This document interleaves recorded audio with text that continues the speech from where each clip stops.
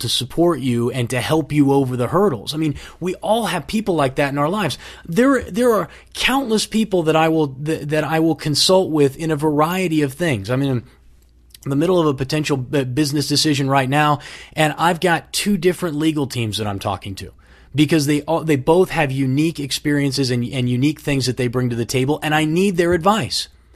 I don't look at that as a negative. I don't say to myself, oh, I should be able to handle my business on my own. I should know the law myself. I should be able to orchestrate this deal without the help of a bunch of attorneys. And the truth is that you don't know that. That's not necessarily, it's unreasonable for you to be expected to handle all of that on your own. And yet, for some reason in our personal life, when it comes to our emotions, we think that we have to be that person. And guys, I'm telling you, you don't. You don't have to be that person. You can go out and find the help that you need. And so please do that. I know I'm speaking to a very small percentage of the audience, but I would imagine that it's a lot bigger than anybody wants to admit. And I can tell you, if me telling you that it's something that I have done regularly, and if that inspires you to say, well, man, maybe I'll drop $150 or $200 and go have somebody and go unload on somebody myself, just to see how it feels. I promise you're going to feel better, and it might be something that changes your life forever. So don't do what Anthony did. Don't do what Tony did. Don't go to that end without first exhausting all of your other efforts. I don't want anybody to kill themselves. Don't get me wrong. I'm not saying that, well, at the end is your choice, so if you want to off yourself, go ahead. I'm just saying. The Call to Freedom is coming up next, live after the news on the Liberty Radio Network at LRN.FM. From Keene in the Shire, the Liberty Media capital of the world, this is Daryl W. Perry, host of FPP Radio News for Monday, June 11th, 2018. Silver is trading at $16.83 per ounce. Gold is valued at $1,298 per ounce. Zencash is trading at $17, and the average price of Bitcoin is $6,765. Antiwar.com reports the full recount ordered by Iraq's parliament last week, and the May 12th election will not be happening. A fire Sunday in Baghdad destroyed one of the storage sites for ballots and reportedly destroyed a number of them. Salim al-Jabouri, the Speaker of Iraq's parliament, said the fire was a deliberate attempt to manipulate the vote and is calling for the country to have a totally new election. He's claiming the fire is proof of fraud. A revote could only be good for Jabouri, who lost his seat in the May 12th vote. Prime Minister Haider Abadi, whose party did very poorly in that vote, is also playing up the idea that the fire was an attempt to cover up vote fraud. Iraqi officials are giving all the signs they think this fire is intentional, but the officials complaining loudest about it seem to be the beneficiaries of it, allowing them to push for the election they lost to be thrown out. Are you an advocate for free market money? Do you promote Bitcoin as an alternative in a fiat-centric world? Then you need Spendabit in your arsenal, the search engine for things you can buy with Bitcoin. Spendabit aggregates millions of products from thousands of Bitcoin-enabled merchants. Keep your money in the free economy. Visit spendabit.co.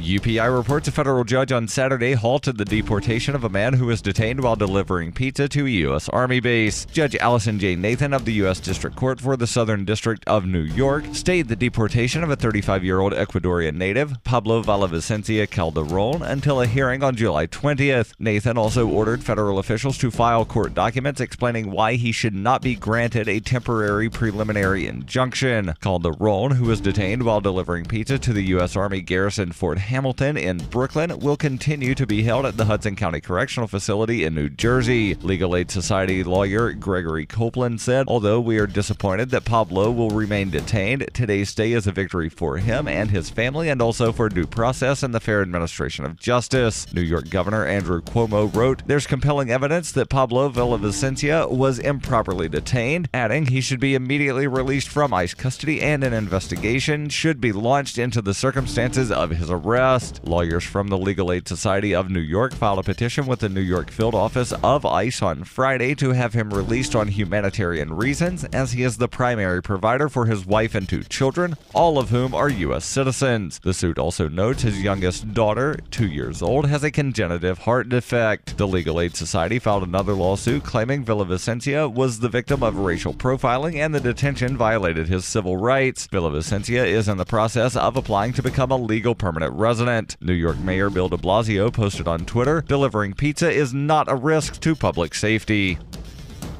For over 40 years, Roberts & Roberts Brokerage has been a trusted source for buying and selling precious metals like gold and silver. And as a Bitcoin-preferred business, Roberts & Roberts Brokerage has removed the minimum purchase amount for all orders paid in the digital currency. Call Roberts & Roberts Brokerage today for knowledgeable advice on buying and selling precious metals and a forward-thinking approach to new technologies. 800-874-9760 or visit online at rrbi.co. Reuters reports the head of the U.S. Food and Drug Administration on Sunday urged residents of 8 U.S. states to check for recalled pre-cut melon that is linked to an outbreak of salmonella. The FDA and U.S. Centers for Disease Control and Prevention are investigating an outbreak linked to 60 illnesses and at least 31 hospitalizations in 5 states. No deaths have been reported, and the agencies urged residents in the 8 states to throw out the melon that may have been recalled. On Friday, Cato Foods, LLC, a unit of Spartan Nash Company, recalled fresh-cut watermelon, honeydew melon, cantaloupe, and fresh-cut mixed fruit products containing at least one of those melons produced at a Cato food facility in Indianapolis. The recalled products were distributed to Georgia, Illinois, Indiana, Kentucky, Michigan, Missouri, North Carolina, and Ohio, and sold in clear plastic containers at stores including Costco, Kroger, Payless, Owens, Sprouts, Trader Joe's, Walgreens, Walmart, and Whole Foods. FDA Commissioner Scott Gottlieb urged people in the 8 states to check the fridge and freezer for recalled pre-cut melon linked to salmonella outbreak. Of the 60 cases reported to date, 32 were in Michigan. This has been FPP Radio News. Online at fppradio.com. A job applicant totally nails an interview with the person who will make his life a living hell for the next 5 years. And adjusting several sliders on a recording studio's mixing console pays off big time. This is the Onion Week in Review. This week, a study published by researchers at Johns Hopkins University revealed a direct correlation between breastfeeding and knowing exactly what's best for other people at all times. Overwhelming evidence indicated that the moment mothers begin breastfeeding, they develop a highly honed sense of what is wrong with others' approach to life, and were able to loudly enumerate those faults with total confidence in their accuracy. Researchers noted that the practice greatly boosted a young mother's immunity to the viewpoints of others. And in this week's Tech Report, a startup is very casual about its dress code and benefits. In other news, the Secretary of Interior says knocking down the Rocky Mountains could really open up the nation, and a woman is not going to let her husband of 60 years drag her into death at the same time. This is the Onion News Network. The Call to Freedom is an opinion show. It's meant for informational purposes only. It is not licensed financial advice. It is very important to do your own analysis before making any investment based on your own personal circumstances. You should take independent financial advice from a professional in connection with or independently research and verify any information that you hear from the Call of Freedom and wish to rely upon, whether for the purpose of making an investment decision or otherwise. I mean, come on, guys. Duh. It's a cryptocurrency investment and a political talk radio. Of course, it's opinions. Computers are online. I'm gonna start loading software. 5, 4, 3, 2, 1. Welcome to the Call to Freedom. Broadcasting live from Vertcoin Studios on LRN FM. You're listening to Will. You will listen to every damn word I have to say. And Aria. Be afraid. Be very afraid. Stay tuned for political talk and everything crypto. That's right. Broadcasting internationally on our BitPlus network satellite. This is the Call to Freedom. All right, let's boot it up. That's right. Welcome here to the Call to Freedom here on LRN.FM. We're broadcasting live from the Zencastr studio here in beautiful Keene, New Hampshire. And I am joined today by, well, my normal Monday crew. We've got Aria DiMezzo from cryptocurrencycheck.org, along with our legal mind, Mr. Tom Gray, and from over at the Vora Method, Miss Chelsea Snyder. How you folks doing this afternoon? Pretty great. Oh boy, we're going to get heated real fast today, aren't we? Oh, it's going to be awesome. It's going to be so much fun because the only thing, honestly, the only thing better than than Libertarian Drama Friday is, well, Drama Remix Monday. Woohoo! That's right. It's Monday, and it has been an eventful weekend, which means we are going to have to come back and cover drama again.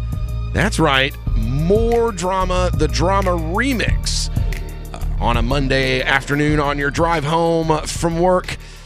So, Tom, I'm going to let you do this one because this is an issue kind of close to the heart for you.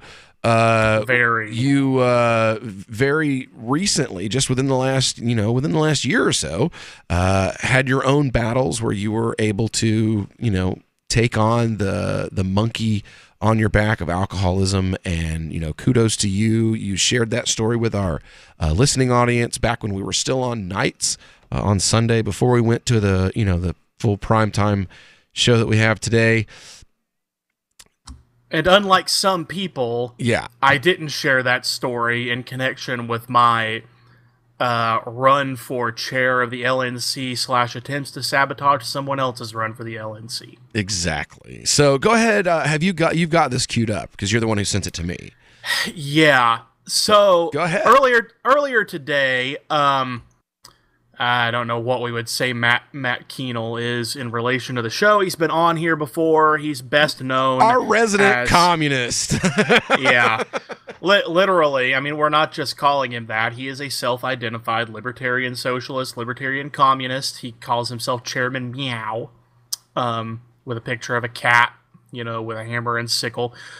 So Matt Kuehnel is launched a run for LNC chair a while back, but he's not even seriously running for chair. He is attempting to sabotage the campaign of someone else, who we've also had on the show with Matt Kuehnel, Joshua Smith. I think it would be fair to say that Joshua Smith is the alternate front runner to current chair Nick Sarwark at this point. Oh, no. It would be fair to say, I think, at least by what I'm seeing from the people who are endorsing Josh, Josh is the front runner, but just by a hair.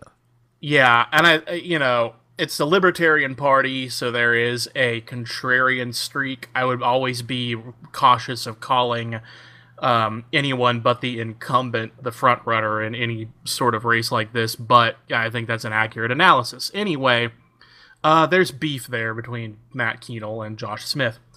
Well, Matt finally managed to get himself kicked out of the Libertarian Party delegates group on Facebook this morning, which is where a lot of our libertarian drama comes from, but it's also where a lot of serious discussions about LP policy do go on. And he got himself kicked out because he dug up what appears to be a post from a group that Josh Smith hosted on Facebook for himself and other recovering alcoholics from a couple of years ago. And Kuehnel took it upon himself to publicize this and to accuse this of being an issue in Josh Smith's campaign. He's accused Smith of being off the wagon. He's accused him of having serious existing alcohol problems. It's basically a big, fat, nasty smear. And the way that Kuehnel has phrased it is to appear that he's, quote-unquote, offering help. Except he's clearly not. He's clearly doing this to damage Josh Smith's reputation, to exploit a personal struggle that Josh Smith has had that, as far as I know, he's not discussed publicly all that much. He appears to have done this by breaching the confidence of both Smith and other people that Smith may have been trying to help. He is being sanctimonious about his own previous battles with alcohol, which is the worst thing that one alcoholic can do when he's claiming to help others, is to be sanctimonious. And I'm thoroughly disgusted with Matt Kuehnel at this point. I'm disgusted with him as a recovering alcoholic. I'm disgusted with him as someone who has perhaps mistakenly defended the Libertarian Socialist Caucus on occasion. Even though I'm not a socialist, I think that the caucus has a place within the party. This person does not. Matt Kuehnel has disgusted me to the point that I'm willing to say, kick him out, libertarians. Get him out of your midst. Not because of anything he believes policy-wise, but because he is willing to take a serious mental health issue like this and to exploit it to garner it. All he's doing is garnering attention for himself. He's being an attention whore. And employing the most weak-wristed, plausible deniability arguments that I've ever seen in my life. Like, oh, well, no, I know I'm totally running against him. And, you know, I'm totally running against him in a race, and I know I've spent the last 3 months doing everything I can to make sure you don't vote for him. But this thing that I'm doing where I'm attacking him for this personal struggle and the fact that he created a Facebook page to help other people with that same struggle, it has nothing to do with the race. It's totally my concern. I'm so deeply bereaved. And like I feel a personal connection now to Josh because I had this own fight myself, and I have nothing but the greatest of concern for him. You know, I seem to recall Kuehnel claiming that at one point he and Josh Smith were friends. Well, what kind of asshole friend are you, Matt Kuehnel, that you would A, not be aware of this struggle until you went looking for dirt on a political opponent? Wow, we made Tom curse on the air. Oh, if you may need the dump button for me by the end of this, because I've been cursing under my breath about this for the past 2 hours. But also, if you are an actual friend, you're not going to do this in public on Facebook. Like, that's not. And if you're an actual, if you care. And it goes beyond even politics, because Kuehnel claims to be an advocate for mental health issues, an advocate for people struggling with substance abuse issues, and he intertwines it with his socialist politics. But this is the baldest hypocrisy in that regard that you could possibly get, because even take the politics out of it, take the race out of it, what you're doing is taking someone's mental health struggle and turning it into a political issue for your own personal gain and to get attention for yourself. So, Kuehnel, bite my shiny metal ass. See? Yeah, you are going to have to edit the post-production, Daryl. Yeah. Anyway, when we get back I'm here... sorry. I thought... So I have to put the H at the end of it to make that right. Okay. We're going to have an exclusive announcement of a new person joining the LNC race, and we're going to have the first attack commercial promised exclusive when we get back. The new 4th edition of Healing Our World, The Compassion of Libertarianism, will take your understanding of liberty to a deeper level and has over 1,300 updated references, new cartoons, and a foreword by Dr. Ron Paul. With discounts for multiple book purchases, the 4th edition of Healing Our World is a great gift for the liberals, pragmatists, environmentalists, and Christians in your life who think libertarianism is cold-hearted. Get yours today at healing.freetalklive.com and use promo code FTL for a $5 discount. The Free State Project has reached its goal of 20,000 liberty lovers who've pledged to move to New Hampshire and get active to achieve liberty in our lifetime. Perhaps you're trying to figure out what part of New Hampshire should be your destination. If so, consider Keene. You'll find more than 150 reasons to move to Keene at move.freekeene.com. Keene is famous for its historic, publicity-generating activism, as well as being the liberty media capital of the world. It's home to freekeene.com, New Hampshire's destination for liberty activism, news, and opinion. For years, we've been compiling over 150 reasons to move to Keene at move.freekeene.com, where you'll learn about some of what's happening here and what makes Keene a great place to live. If you love liberty, you'll probably enjoy anywhere you end up in the Shire. But do your due diligence first. Please visit move.freekeene.com for the full list of over 150 reasons to move to Keene. That's move.freekeene.com. The three most important things you can do for LRN.FM are: 1. Let your friends know you're listening to LRN.FM on your social networking profile. 2. Buy the things you buy online through shop.lrn.fm. 3. Give $5 a month to the AMP program at amp.lrn.fm. It's my firm belief that the AMP program is the best use of your charitable dollar among liberty-oriented groups. Support all your favorite organizations, but make sure you give $5 a month to the AMP program at amp.lrn.fm.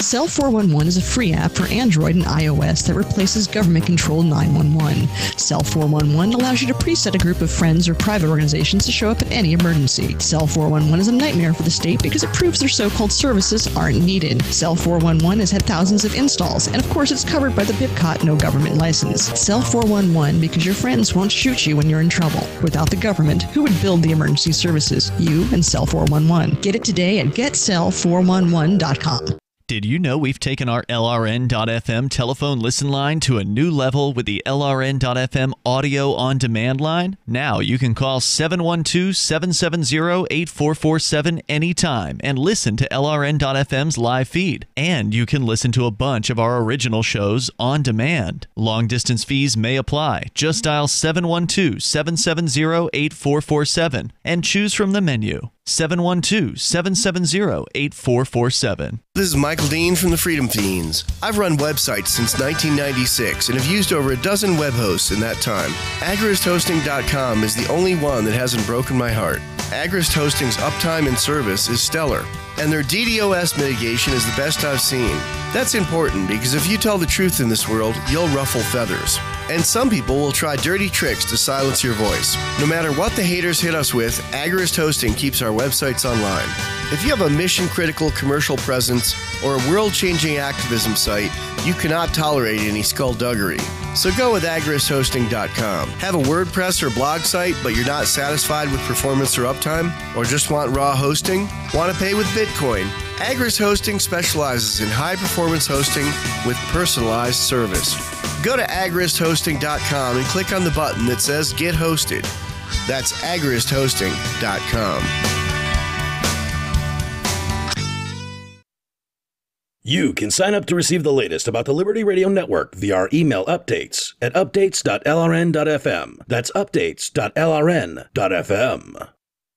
You are listening to the Call to Freedom on LRN.fm. Unasikiliza wito wa uhuru katika LRN.fm.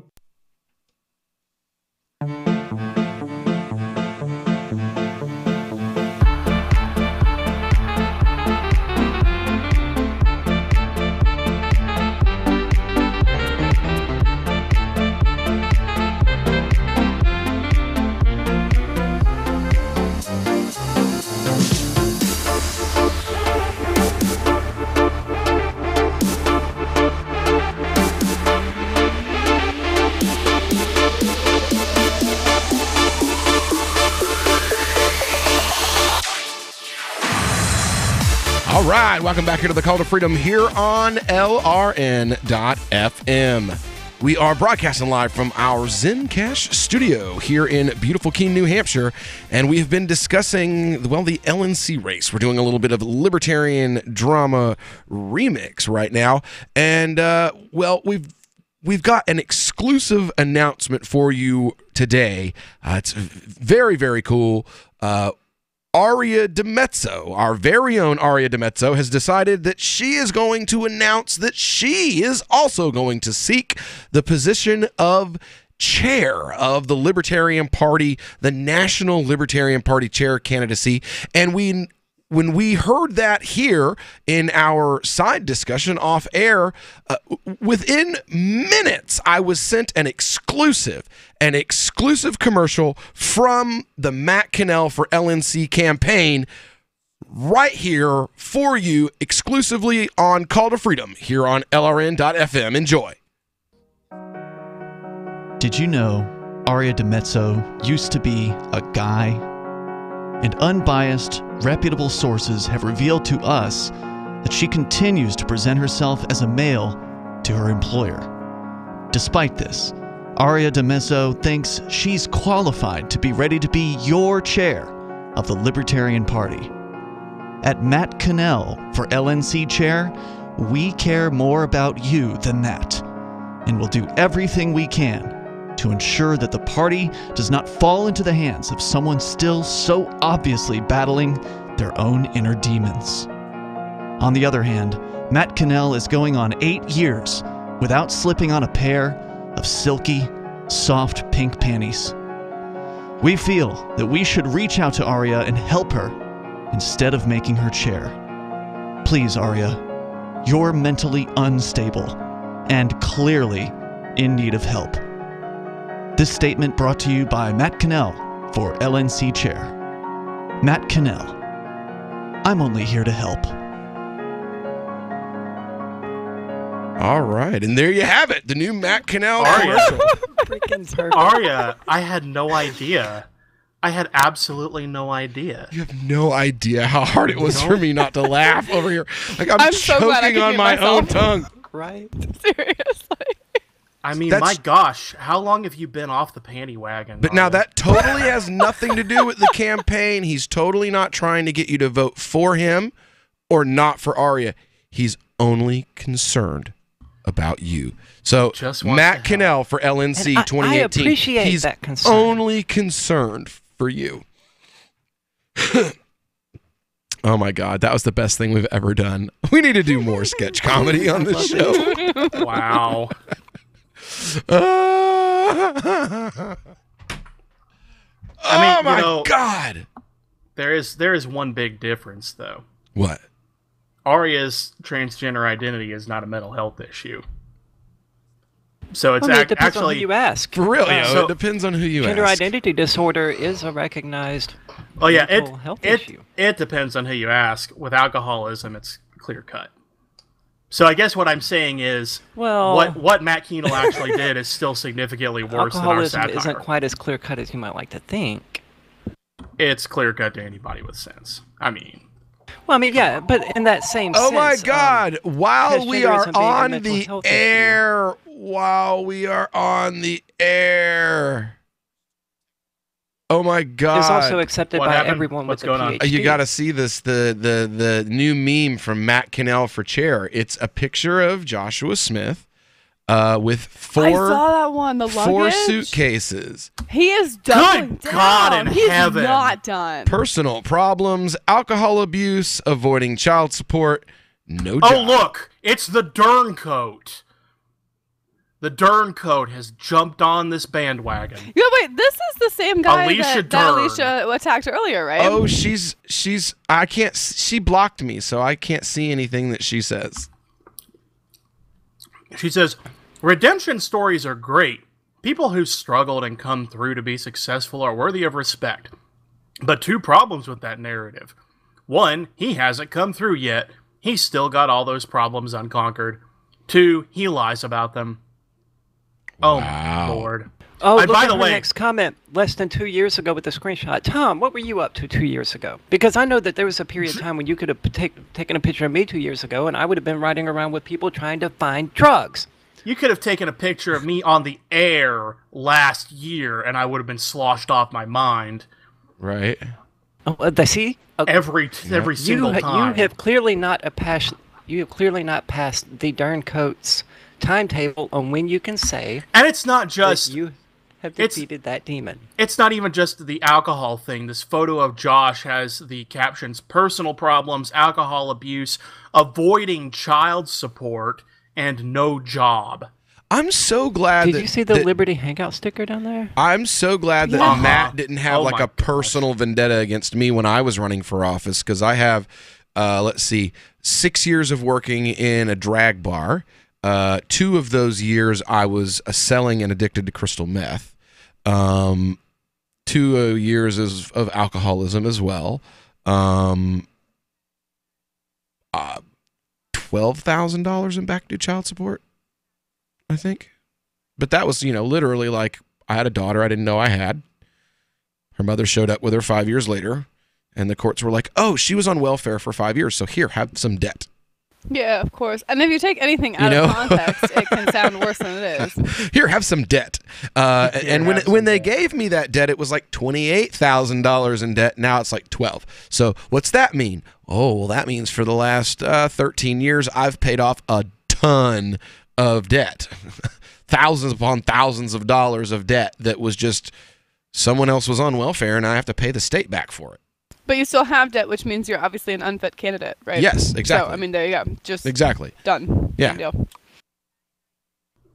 I honestly like the fact that I manage a household of 5 while managing a full-time house We're of gonna need to- 7-day-a-week house of worship. Can we FedEx him some rope? Because he's going to run out. Oh, I thought you were implying that we should suggest he should hang too. himself, which he should. Well, but I mean, that's a he's in different the issue. process of doing so, at least metaphorically. Yeah, forget the metaphor. Well, no. If he's gonna make light of someone else's alcohol abuse as a mental health concern, I'm gonna make light of the fact that he should consider suicide. No, we got and rid the rest of us of his scummery permanently. Opinions expressed on this show are the opinions of the individuals. And they won't be my opinions after the break. Anymore, right. So. He'll need to. Tom just needs to calm down. Calm down, Tom. Calm down. Anyway, we'll be back with more. Hopefully not any more of this when we get back here on the Call to Freedom here on LRN.FM. Is spreading the message of liberty, cryptocurrency, and peace around the globe worth $2 per month to you?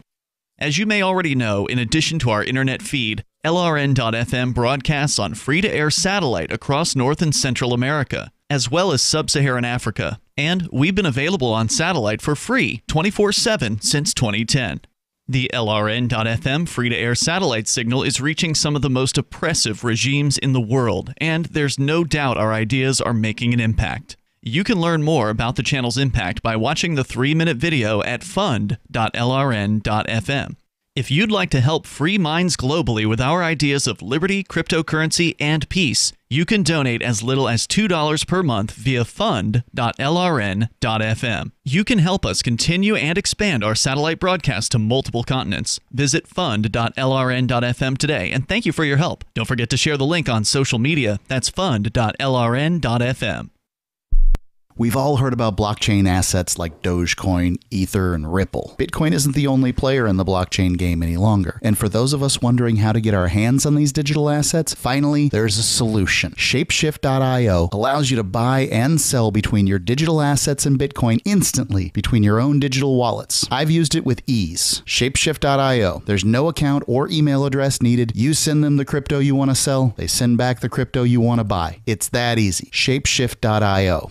A new trend in offices across the country, more and more people are switching to fetal position desks so that they can curl up in a ball on the floor while they work. Erin Vaughn has a story. The human body isn't meant to sit at a desk for 6 or 7 hours.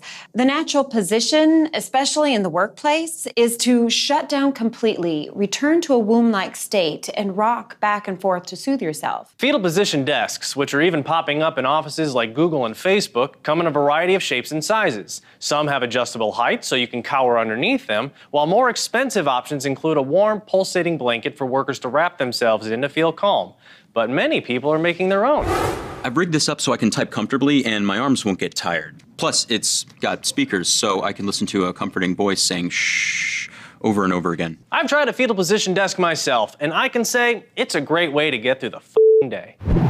Thanks, Aaron. I hate my job. This is the Onion News Network. Some of you asked, and now we've delivered. LRN.FM's live Keene, New Hampshire studio shows are now streamed in HD on Twitch. Visit our channel at twitch.lrn.fm and give it a follow. If you have Amazon Prime, you get 1 free subscription on Twitch. If you use it on our channel, Twitch will give LRN.FM a monthly piece of your Prime subscription cost. So please watch, follow, share, and subscribe to twitch.lrn.fm. That's twitch.lrn.fm. Since time began, tyrants have taken aim at personal liberties.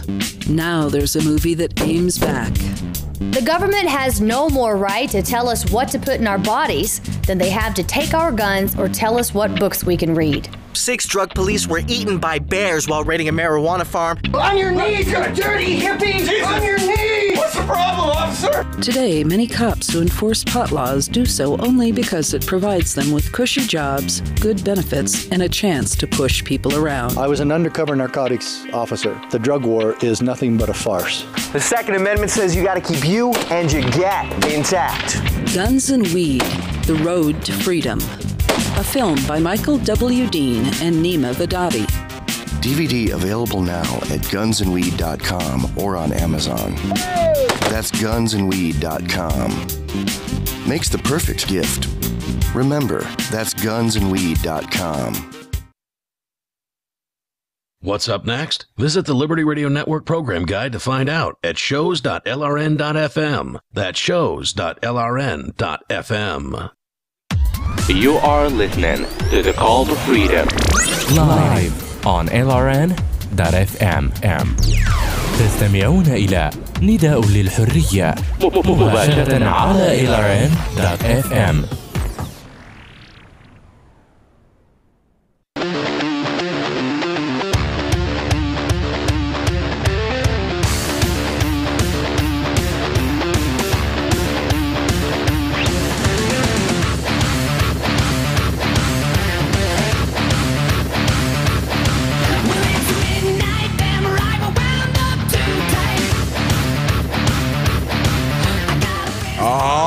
Welcome back here to the Call to Freedom here on LRN.FM. Will, before we go any further... What'd I do now? No, it's what I did. Okay. I'd just like to make sure that the listeners know that I do not actually wish for any other human being to shuffle off this mortal coil by their own hand, and I do not advocate anyone doing so. And if you are feeling that way, or feeling like that is an option for you right now, please talk to someone and get help. This message brought to you by Tom Gray for LNC Chair. Oh no. That said, that's too in line with everything. Oh my goodness. Yes. That said, not all tragedies are equal. No, don't, Tom. Don't retract. Just be good and then don't retract it. We're not. No. Oh my God. I wonder who's listening right now. Oh, wow. Whoever you are, I love you and Jesus loves you. And we both love you more than we love Matt Cannell.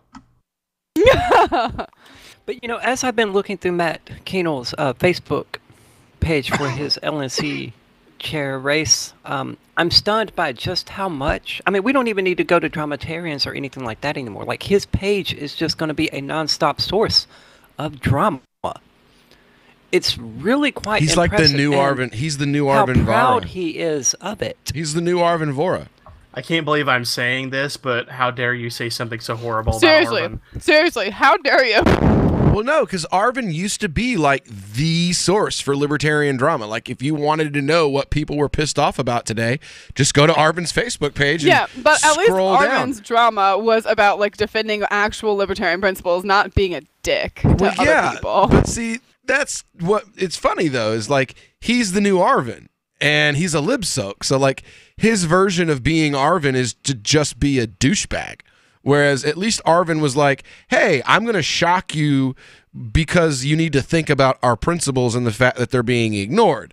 And Matt's is, I'm just stirring the pot because I got no job and I ain't got nothing else to do. And I think rent is theft because I can't pay rent, because I never met anybody. Because he doesn't have a job. I never met anybody who thought rent was theft that could pay rent. Indeed. That could afford rent. Rent is theft. Having to pay for my own way is theft. That's the kind of stuff that spoiled 22-year-olds living in their mother's basements that their dad's like, look, dude, you can't live here for free. Rent is theft, man. It's theft. You just got to get with it, bro. I'm going to homestead here in your house forever. Because Yeah, so like my fascist dad stopped paying me an allowance last year. Right? Oh gosh.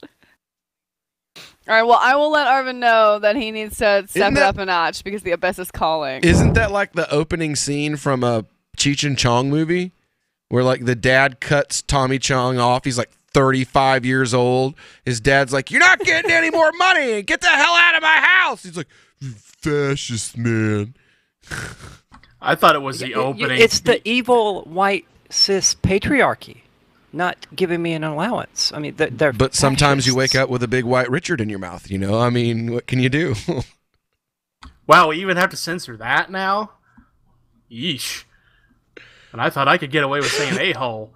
We can't even get away with saying dick. Wait, I said that earlier. Yeah, I know, and I had to dump you. No, really? Yeah. Honestly? Yeah. What if we're talking about, like, Mr. Clark? Well, that's Mr. Clark.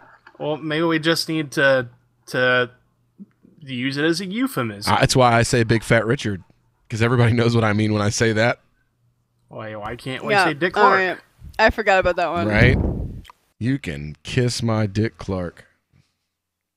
Mm-hmm. My Get right up on the American Bandstand there. Shimmy on the pole. Wait, what?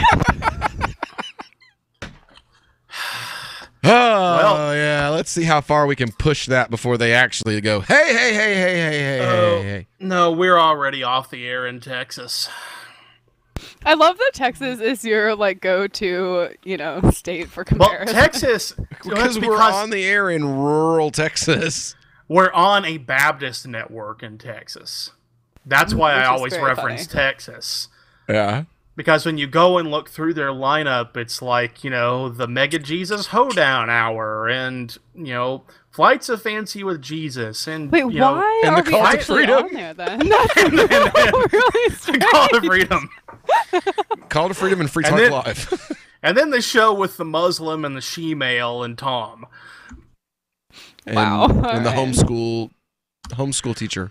You see, I actually fit on the Baptist network. Right. Except when I'm swearing. Or advocating for, we do people too, to really. themselves. I mean, because you have to admit, a lot of my personal views are really right wing. No, really? Really, I hadn't noticed. I mean, I'm a free market advocate to the point that I make other free market advocates kind of uncomfortable. I call myself a free market extremist, and that makes some people uncomfortable. But then I'm also like, in their view, socially, I'm super left wing.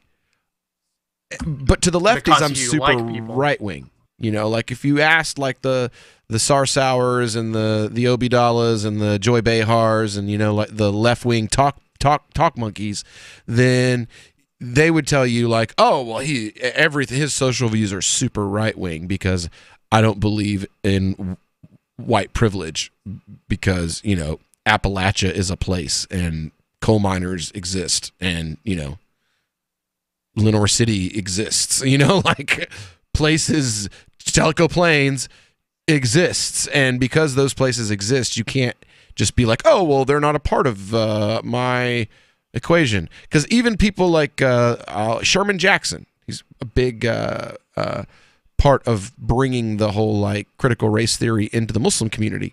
Even Sherman Jackson was like, we're not accounting for Appalachia.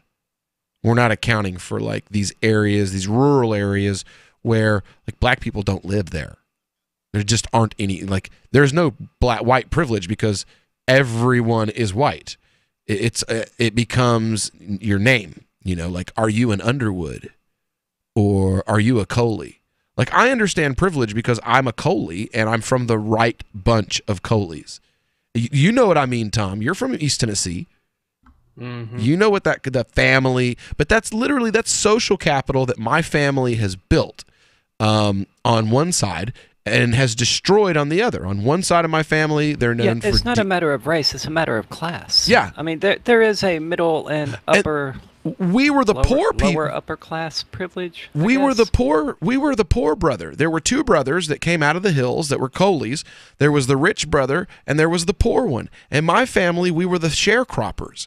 And the other side, the other brother, they owned their own farm. And the family that they owned their own farm, their family's known for DUIs and not paying their bills and all these kind of things. And the hardworking, like, farm folks that my dad came from, like, my mom suddenly didn't need ID to cash a check or to pay with a check at the grocery store. Suddenly, all because her last name changed.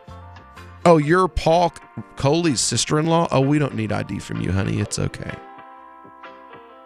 So I understand privilege exists, but it's not as cut and dried, as simple, and as, quote, black and white as many on the left want to make it out to be. All right, so when we get back here, we'll have more news and more of my warped opinions on the Call to Freedom. When you hear the word lobbyist, you probably think about greedy corporations, but not all lobbyists are the same. Some are fighting for the freedoms you hold dear. Liberty Lobby LLC is doing just that in New Hampshire, working hard to represent you, not some special interest group. You can help by going to libertylobby.info, where your contribution will give us the tools we need to ensure that your voice is heard. Visit libertylobby.info today to find out more. Hey guys, Mark Claire here, lionsofliberty.com, where we strive to advance the ideas of liberty daily. We bring you the Morning Roar. That's right, every Monday to Friday we'll have a brand new edition of the Morning Roar, where we provide a roundup of some news stories that you may not find in the mainstream media or even in your typical social media newsfeed. We find stories that relate to the ideas of liberty and provide you with our liberty perspective on them.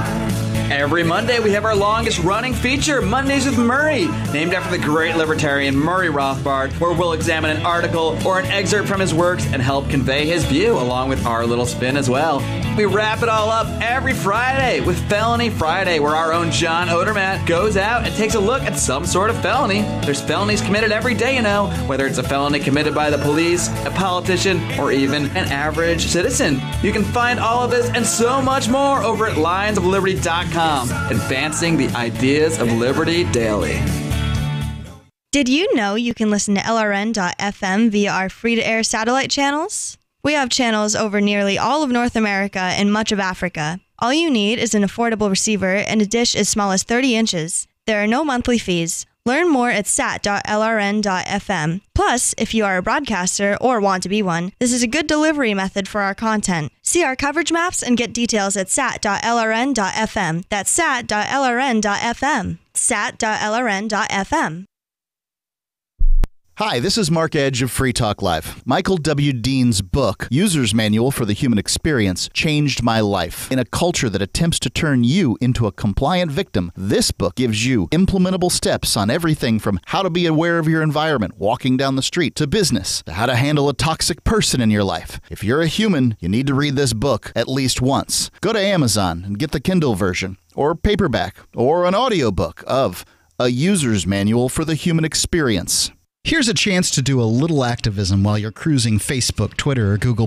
Between the LOL cats, the recipes, the hot girls, and the inspirational sunrise memes, Free Talk Live's posts pass by your newsfeed. Like them, comment. It gives us more exposure. If you don't see our posts, click like at facebook.freetalklive.com and then hover over it to click Get Notifications. It's an easy way to spread the ideas of liberty a bit further. I know you're busy, but you can spare that 1/10 of a calorie it takes to click on something. Facebook.freetalklive.com. Why did you move to the Shire? I moved here to the Shire because there's other people around who take liberty just as seriously as I do. I moved to the Shire because I saw videos of people challenging authority and thought that I could get support myself. It called to me, like, do this right now. I wanted to be around people like me who got it, and once I got here, I knew there was nowhere else that I wanted to be. I've always wanted to change the world, so I moved to the Shire to join people who were actually working towards doing the same thing. The people here are awesome, loving, and positive. It was for the adventure and for the feeling of something important is happening here, and I just wanted to come to sort of be part of that. Visit ShireSociety.com to read and sign the Shire Society Declaration and learn the reasons why, if you love liberty, you should immigrate to the Shire. Plus, add yourself to the Shire map at shiresociety.com. That's shiresociety.com.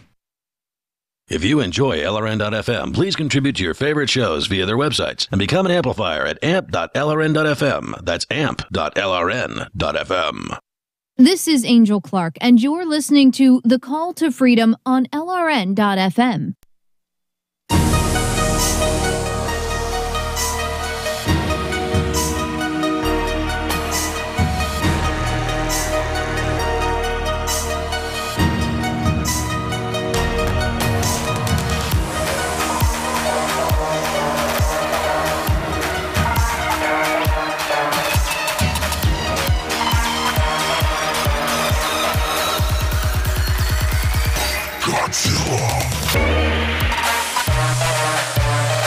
All right. Welcome back here to The Call to Freedom here on LRN.FM. Broadcasting live from our Zencash studio right here in beautiful Keene, New Hampshire. And we've got a wonderful set of events coming up, and it's just a few more days away. Now, Aria and I, we're not actually going to get to Fork Fest until Saturday.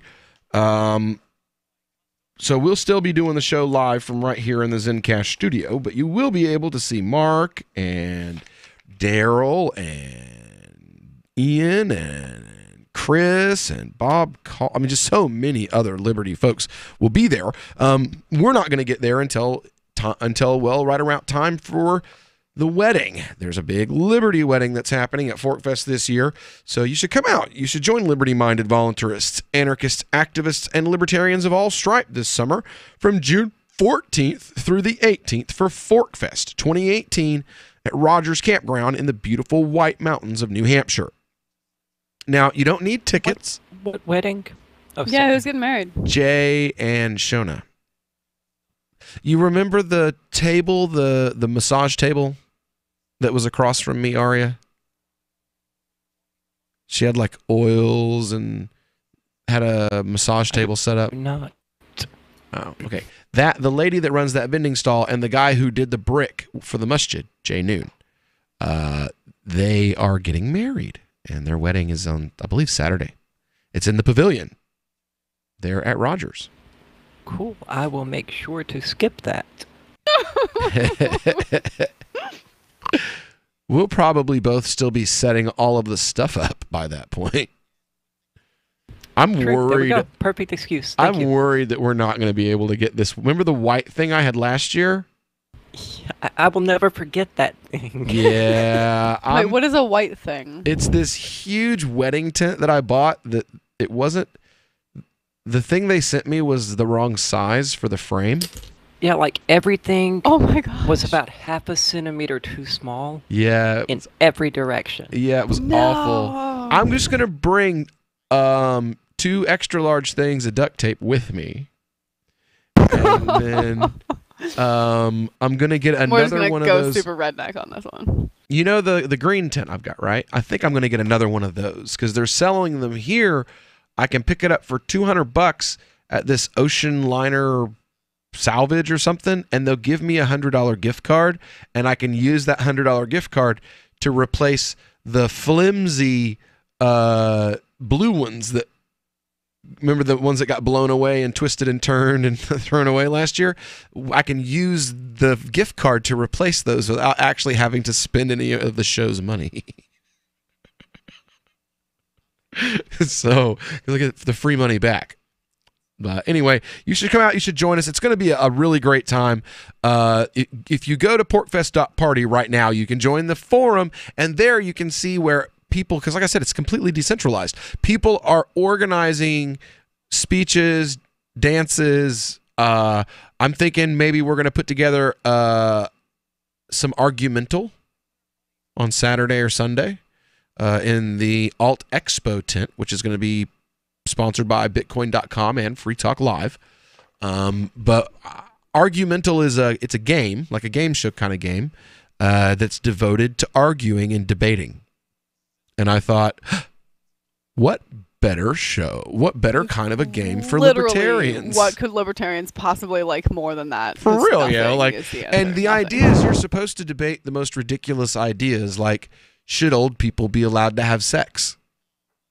Yeah. Right? That's awesome. And there are different...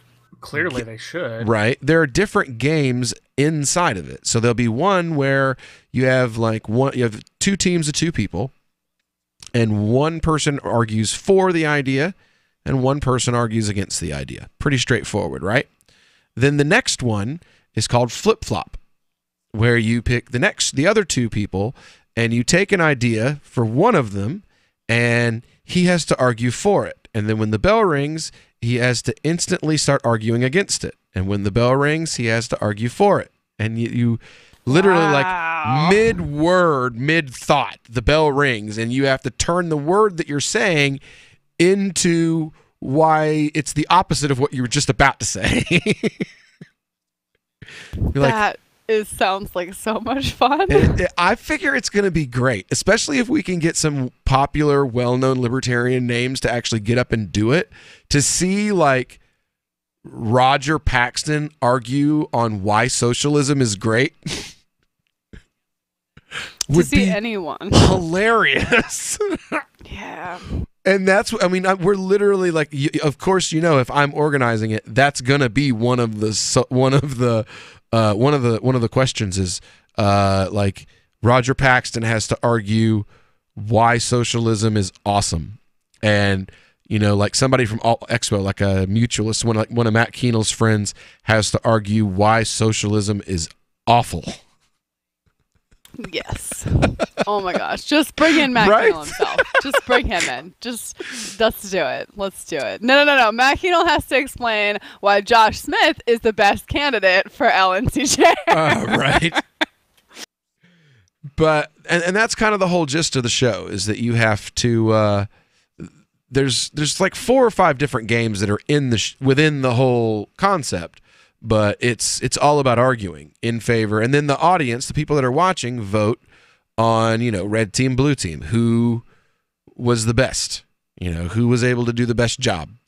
And it usually ends up coming down to who was the funniest.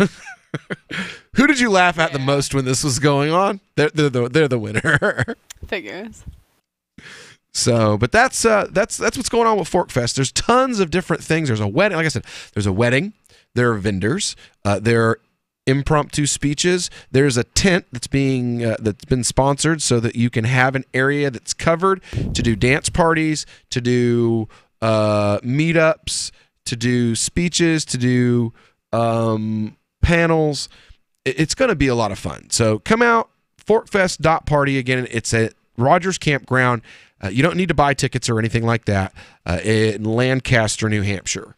Now, Tom, you've got a story about something that's actually important that's going on in the world. Oh, yes. And it has to do with this summit that's about to take place between the President of the United States, Donald J. Trump, and the President of the Democratic People's Republic of Korea. 55 minutes talking about crap. We're going to give you 2.5 minutes to talk about real world news. Okay. From the New York Post, Kim Jong-un brings his own toilet to Trump's summit. North Korean despot Kim Jong-un is so... Oh my god. North Korean despot Kim Jong-un is so anal about thwarting spies that he brought his own portable toilet to the 5-star hotel where he's staying in Singapore for the summit with President Donald Trump. Has he been hanging out with Tommy Wiseau? The toilet, which will deny, quote, sewer divers insights into the Supreme Leader's stools. Wow. Stop. No. Arrived in a transport plane ahead of him that also carried special food and his bulletproof limousine. He keeps the food in the portable toilet. The South Korean website Chosun reported Monday. Again, are you sure he's not been hanging out with Tommy Wiseau from The Room? Quote, Lee Yun-kul, who served in a North Korean Guard unit before defecting to South Korea in 2005, said the country's leader always travels with a person to keep his bodily functions away from prying eyes. Quote, rather than using a public restroom... Is this real life? Yes, it is. Yeah, rather than using a public restroom, the leader of North Korea has a personal toilet that follows him around when he travels, Lee told the Washington Post. The leader's excretions And a guy who holds a bottle for him when that toilet isn't available. The leader's excretions contain information about his health status, so they can't be left behind. You know what's funny, though? In England, they had a guy, he was the man of the pot or something like that, and he was literally like second to the king. It was a major position of honor to wipe the king's ass.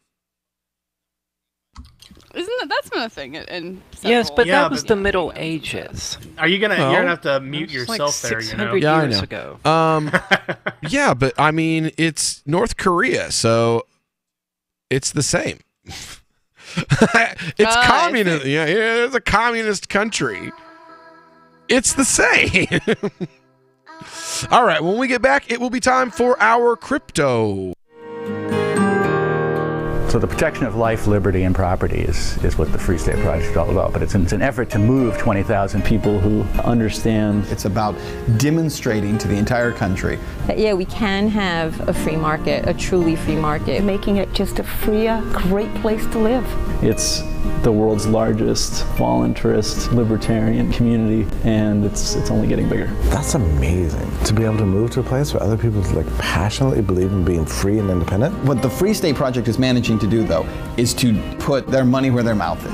Physically getting up across the country and saying, let's go someplace and let's demonstrate the power of these ideas. There's a lot of kind of philosophy that surrounds liberty. There's a lot of thinking about it and talking about it. But here in New Hampshire, people are doing it. 101 Reasons Liberty Lives in New Hampshire, a documentary by Free State Project Early Movers. Watch it free at 101reasonsfilm.com. 101reasonsfilm.com. Now that you've found the Liberty Radio Network at LRN.FM, you may want to help expose others to our great programs. To assist you in doing so, you'll find resources at promote.lrn.fm, including details on how to get a free bumper sticker, quarter-page flyers you can print out and distribute, banners for your website, as well as files that will allow you to make your own custom banners and graphics. Visit promote.lrn.fm and help bring new listeners to the Liberty Radio Network. That's promote.lrn.fm. My name is Jacob Hornberger. I'm president of the Future of Freedom Foundation, which Congressman Ron Paul awarded for having an outstanding freedom website. Write us at fff@fff.org, and we'll send you a free 3-month subscription to our monthly journal of libertarian essays and our booklet, Economic Liberty in the Constitution, which George Mason University economics professor Walter Williams praised in a recent column. That's fff@fff.org. More of the Call to Freedom is coming up next, live after the news on the Liberty Radio Network at LRN.FM. From Keene in the Shire, the Liberty Media capital of the world, this is Daryl W. Perry, host of FPP Radio News for Monday, June 11th, 2018. Silver is trading at $16.83 per ounce. Gold is valued at $1,298 per ounce. Zencash is trading at $17, and the average price of Bitcoin is $6,765. Antiwar.com reports the full recount ordered by Iraq's parliament last week, and the May 12th election will not be happening. A fire Sunday in Baghdad destroyed one of the storage sites for ballots and reportedly destroyed a number of them. Salim al-Jabouri, the Speaker of Iraq's parliament, said the fire was a deliberate attempt to manipulate the vote and is calling for the country to have a totally new election. He's claiming the fire is proof of fraud. A revote could only be good for Jabouri, who lost his seat in the May 12th vote. Prime Minister Haider Abadi, whose party did very poorly in that vote, is also playing up the idea that the fire was an attempt to cover up vote fraud. Iraqi officials are giving all the signs they think this fire is intentional, but the officials complaining loudest about it seem to be the beneficiaries of it, allowing them to push for the election they lost to be thrown out. Are you an advocate for free market money? Do you promote Bitcoin as an alternative in a fiat-centric world? Then you need Spendabit in your arsenal, the search engine for things you can buy with Bitcoin. Spendabit aggregates millions of products from thousands of Bitcoin-enabled merchants. Keep your money in the free economy. Visit spendabit.co.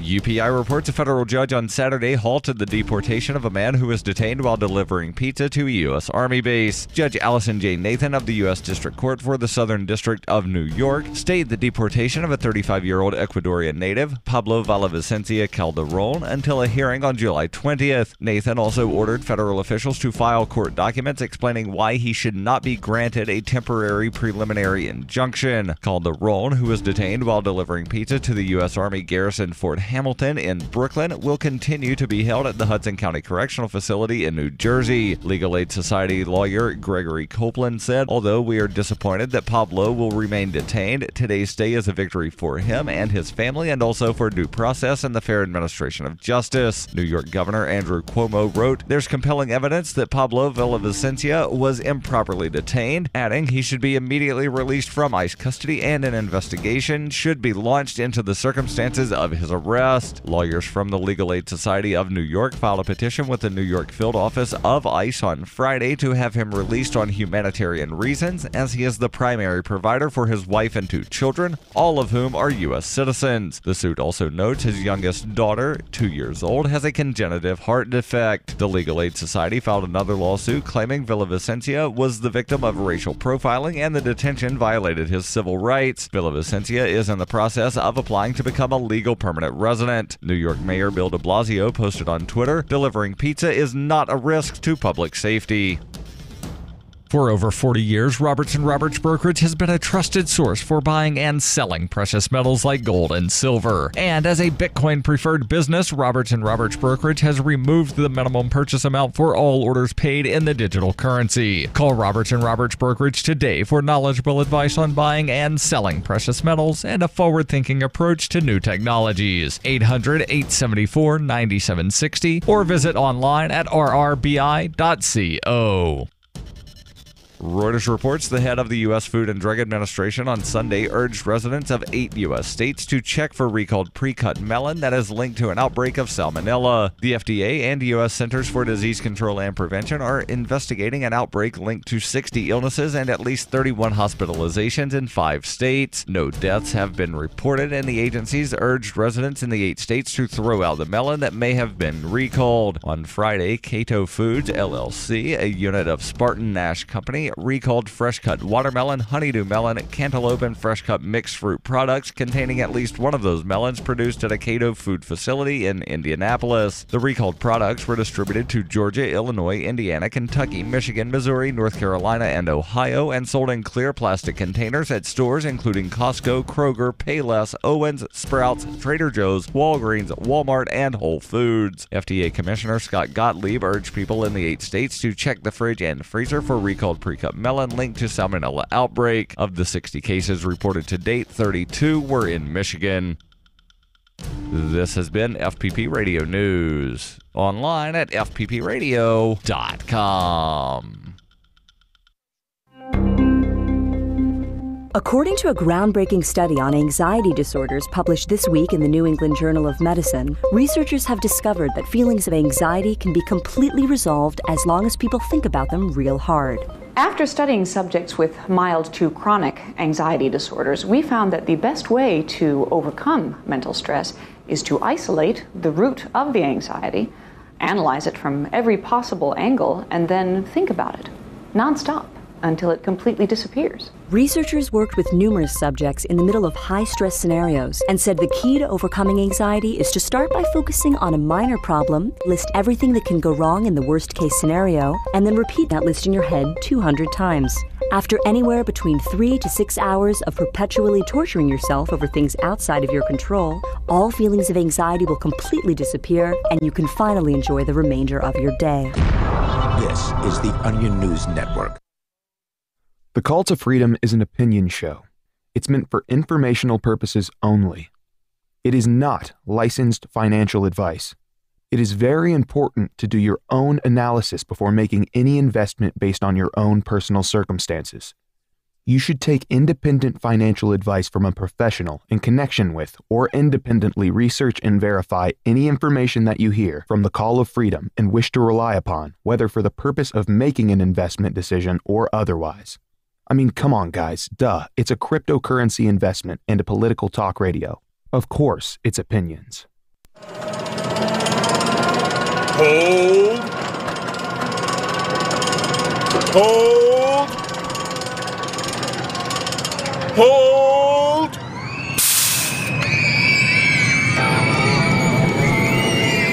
You better hold on for dear life, because it's time for the Crypto Hour, brought to you by Helium.com, on the call to freedom.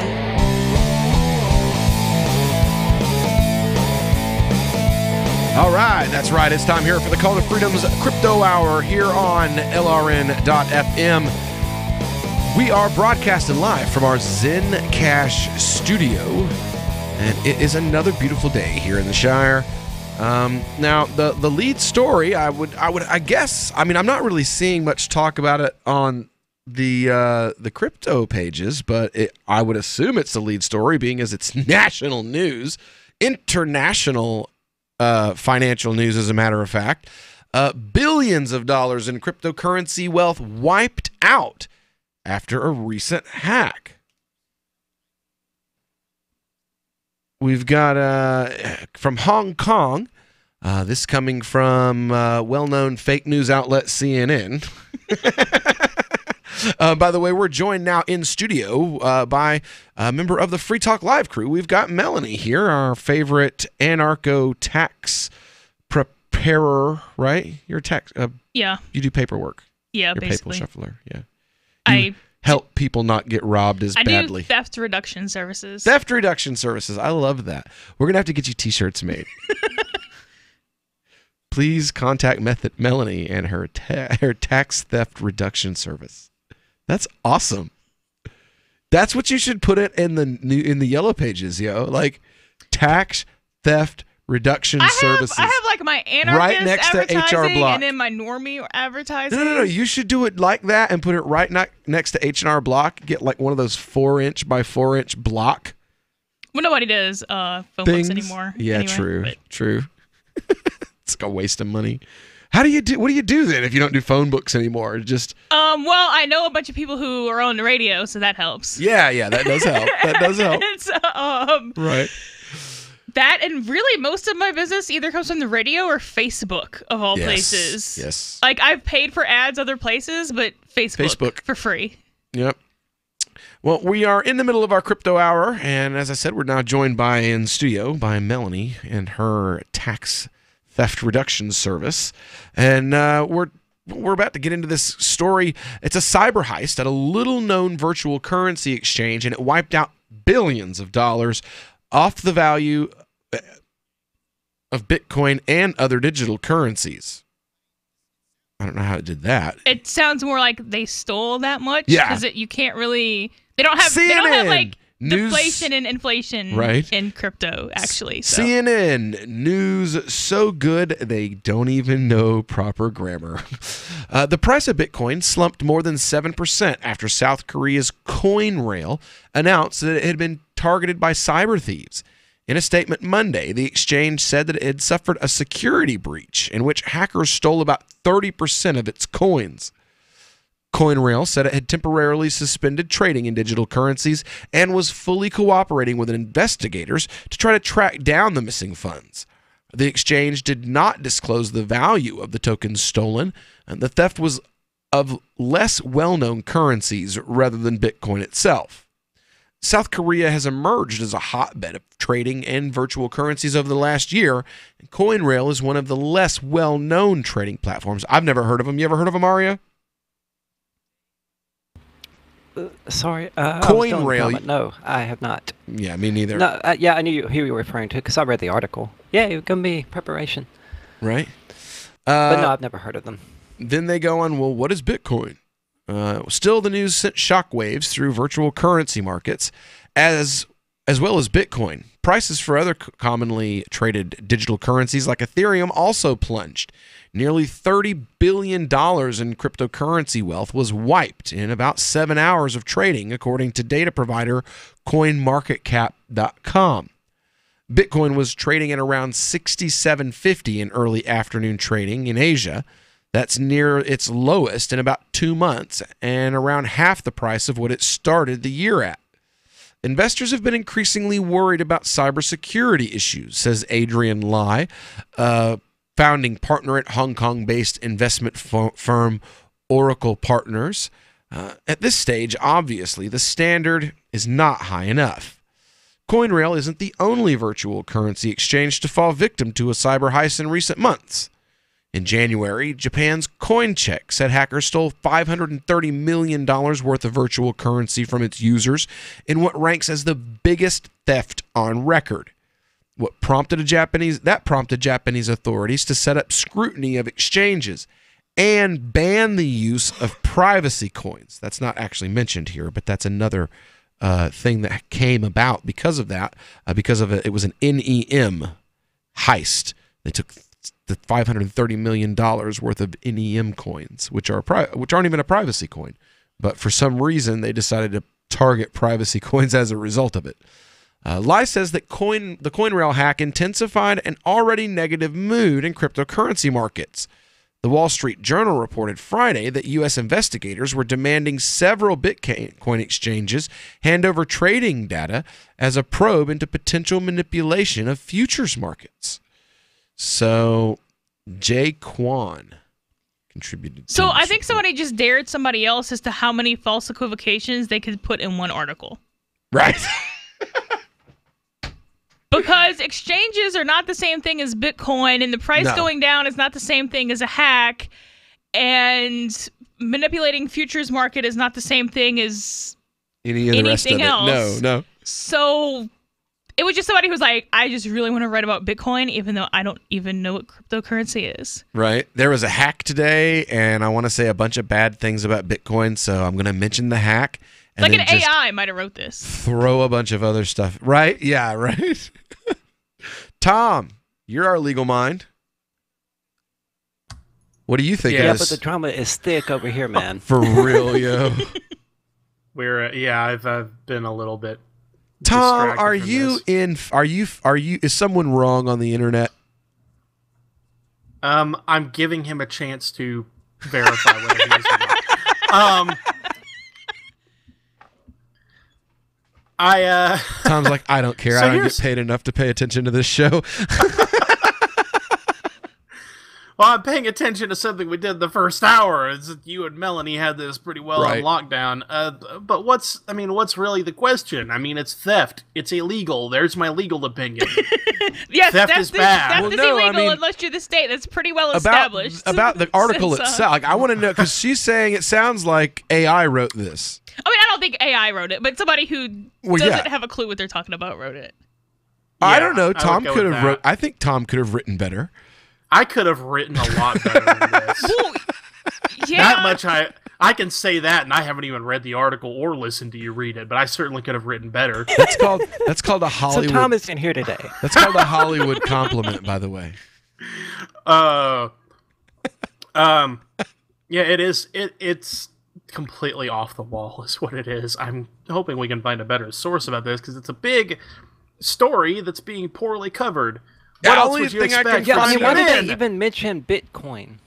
You know, because that's what their readers have heard of. Because they think that Bitcoin is synonymous with crypto. Bitcoin wasn't stolen.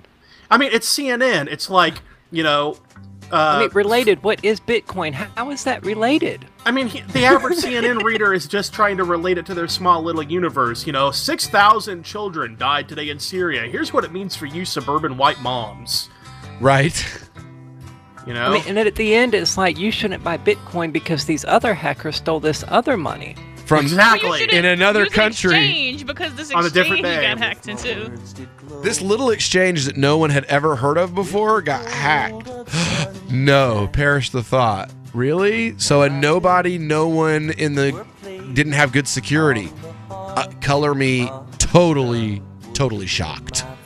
Radio is the most personal of mediums. I exist right now in your head. If you listen to Free Talk Live regularly, you know me. Free Talk Live is on more than 160 radio stations around the U.S. and has been downloaded on every continent around the world. Hundreds of thousands of listeners with ad packages from $600 a month to $6,000 a month. Imagine what we can do for your business, project, website, or idea. Email me, mark@freetalklive.com.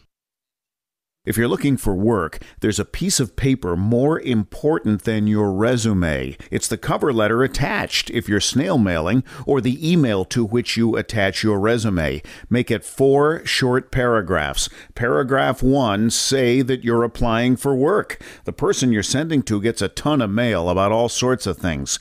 If you have a password, that's your first sentence.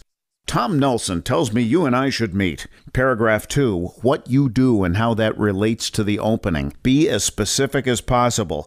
Paragraph 3, why you want this particular job. I'm originally from Boston, so I know the market well. I have family and friends in the area, so this would be a homecoming for me. Paragraph 4, unless the job posting stipulates no calls, and I will call you to follow up. Thank you in advance for your time. From survivalspeech.com, I'm Holland Cook.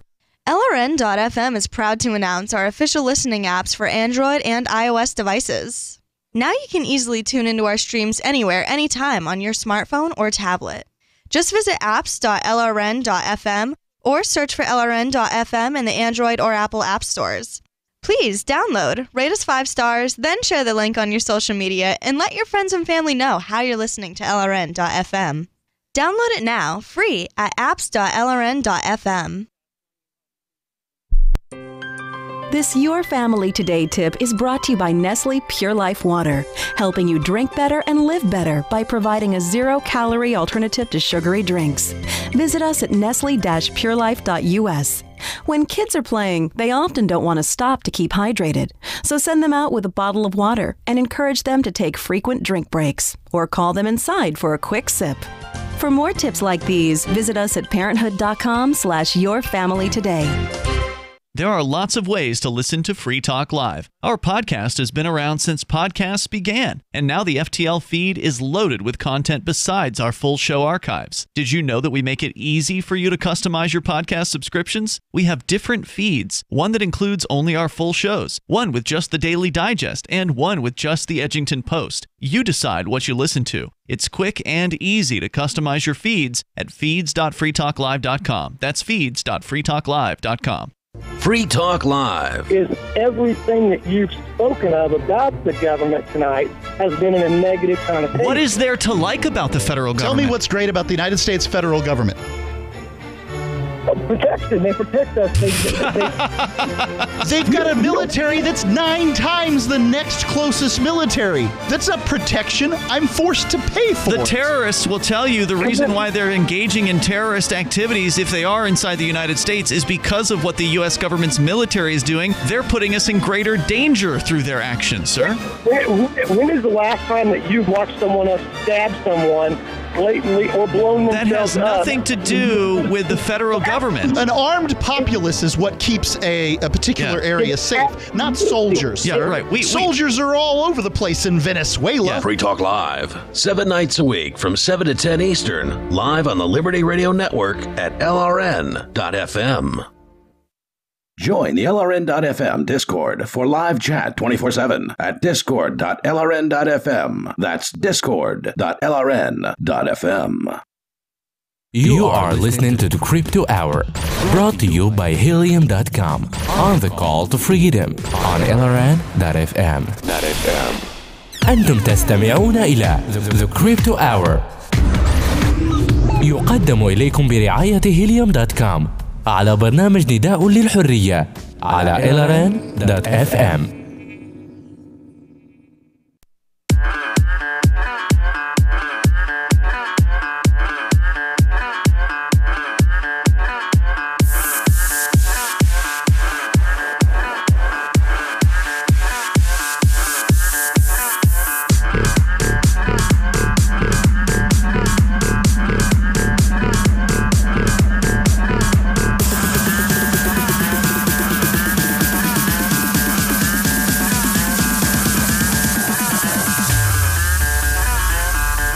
All right, welcome back here to the Call to Freedom here on LRN.FM.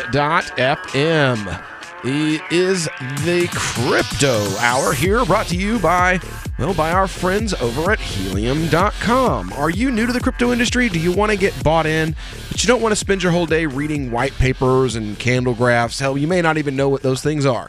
but you'd like to get into the crypto game. Well, let me tell you about Helium.com. Helium's a savings accelerator, and what they do is it watches the values between multiple cryptos, and fiat currencies, and then it moves your money when the timing is just right. Helium, well, it lets your money move you. That's really simple. It's you go over to Uphold.com, you power the whole thing with a bank card even, or your own crypto wallet. You can invest as little as $5 to get started, and you just kind of set it and forget it. It's like a crock pot for cryptocurrency. Everything is completely automatic. So going over to Helium.com, that's helium with an E.com, HELEUM.com/CTF, and get signed up and get a thank you for being a Call to Freedom listener. So we usually cover these stories. Whenever I see somebody selling Bitcoin ended up in jail, I usually like to take a look at it and see, well, what happened? How did this happen? How does selling Bitcoin, how does trading a commodity end up with a person in prison? Well, this coming from CoinDesk, LA Bitcoin trader facing 30 months in jail for illegal money business. A Los Angeles Bitcoin trader faces more than 2 years in jail for having operated what prosecutors say is an illegal money transmitting business. The 50-year-old Teresa Tetley, who worked under the name Bitcoin Maven, made at least $300,000 a year from trading Bitcoin on localbitcoins.com between 2014 and 2017, according to NBC Los Angeles. She also made transactions over that time worth from $6 to $9.5 million. Tetley also already pled guilty to operating an unregistered money transmission business and exchanging around 80 Bitcoin for $70,000 in one transaction that prosecutors allege involved the proceeds of drug trafficking, according to court documents. Always overzealous,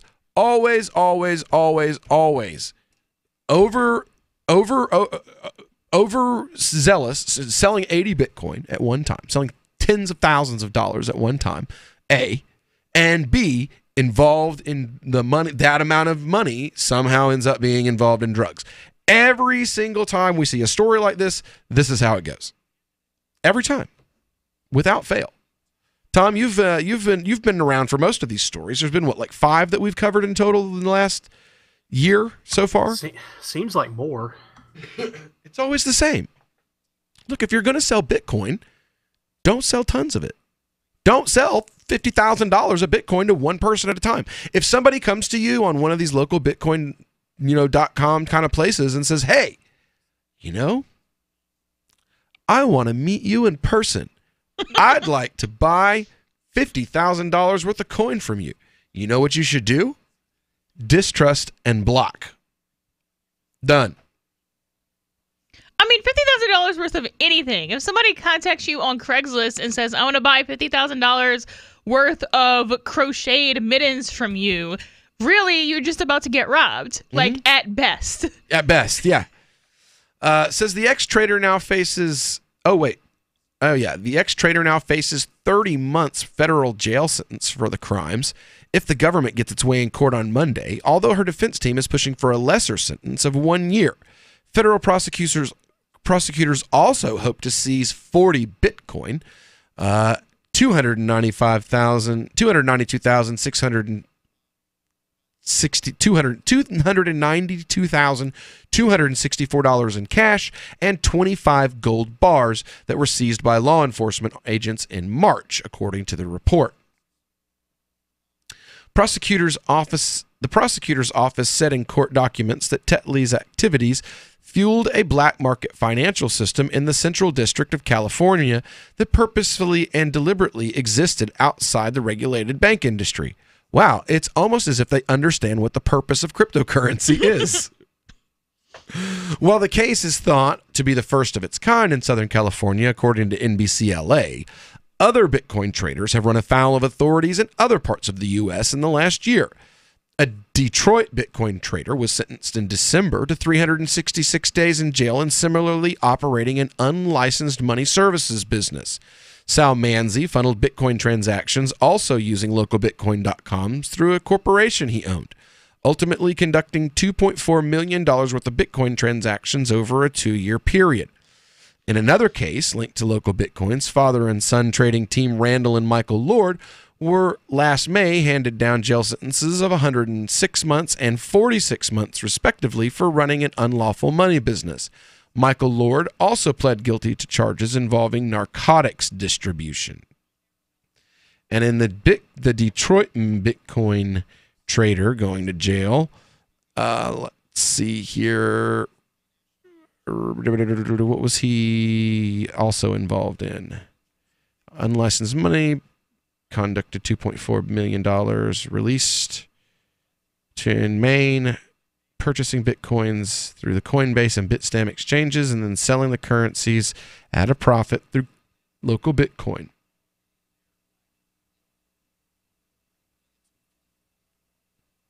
According to the release, it is against federal law for a money service business to exchange or transfer Bitcoin without registering. Manzi was aware that he was required to register with FinCEN.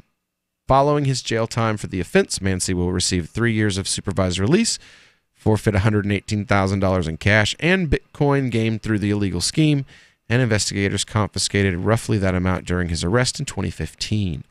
2 trades, both amounting to the amount of 6.32 Bitcoins.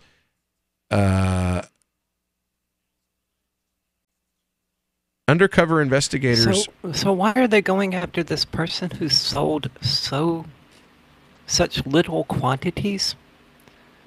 Is it because down the road it will help them regulate it because of Coinbase and places like that? Low-hanging fruit, yeah. Huh. I mean, if they can scare all the little people, like the guy in Mississippi who was arrested for doing the same thing, even though he was actually licensed, into not trading in cryptocurrencies, then the only ones that will be left will be the ones like Coinbase. Who, by the way, we already see will give your information to the feds. The feds. The feds! That Coinbase is not crypto. Is spreading the message of liberty, cryptocurrency, and peace around the globe worth $2 per month to you? As you may already know, in addition to our internet feed, LRN.FM broadcasts on free-to-air satellite across North and Central America, as well as Sub-Saharan Africa. And we've been available on satellite for free 24/7 since 2010. The LRN.FM free-to-air satellite signal is reaching some of the most oppressive regimes in the world, and there's no doubt our ideas are making an impact. You can learn more about the channel's impact by watching the 3-minute video at fund.lrn.fm. If you'd like to help free minds globally with our ideas of liberty, cryptocurrency, and peace, you can donate as little as $2 per month via fund.lrn.fm. You can help us continue and expand our satellite broadcast to multiple continents. Visit fund.lrn.fm today, and thank you for your help. Don't forget to share the link on social media. That's fund.lrn.fm. What do you shop for that you could otherwise buy at Amazon? Pretty much everything, right? Amazon has competitive pricing and they deliver, and that's a big plus. If you could plan ahead in your shopping, would you be interested in saving up to 33%?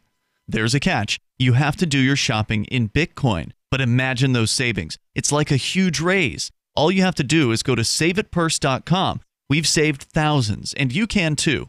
Plan ahead and save. SaveItPurse.com. I've been told no in many different ways. I give you an order and you're going to obey it. George, you can go this way. You can do that and you have to leave here. You cannot bring signs into the rally. Walk with me. Well, I'm comfortable here, actually. Whoa, hey. Who do you think you are? Excuse me. There is no video and audio allowed in this office. No, I have work today. You ain't gonna make it. Wait a minute.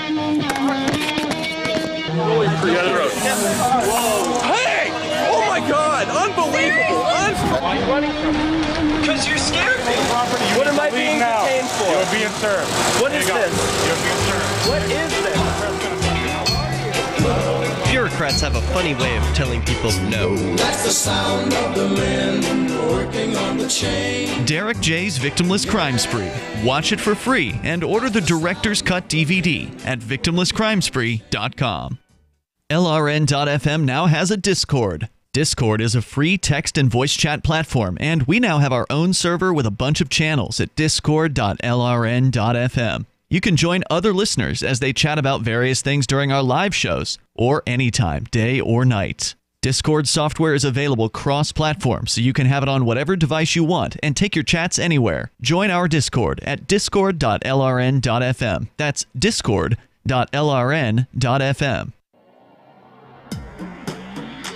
Free Press Publications is an independent, alternative media and publishing company founded in June 2009 with the mission of ensuring a free press for the freedom movement and is committed to spreading the message of peace, freedom, love, and liberty. FPP also gives new authors an avenue for publishing freedom-oriented material. FPP brings you daily news and commentary on the website fpp.cc, as well as a daily 5-minute newscast, FPP Radio News, and weekly news, views, and commentary in the FPP Freedom Minute and Peace, Love, Liberty Radio at fppradio.com, and the monthly newspaper FPP News at news.fpp.cc. Find FPP online at fpp.cc. That's fpp.cc, as in Creative Commons. You're listening to the best liberty-oriented audio streamed around the clock, on the air, and online. This is the Liberty Radio Network at LRN.FM. You are listening to the Crypto Hour on the Call to Freedom. تستمتعون إلى The Crypto Hour على برنامج نداء للحرية.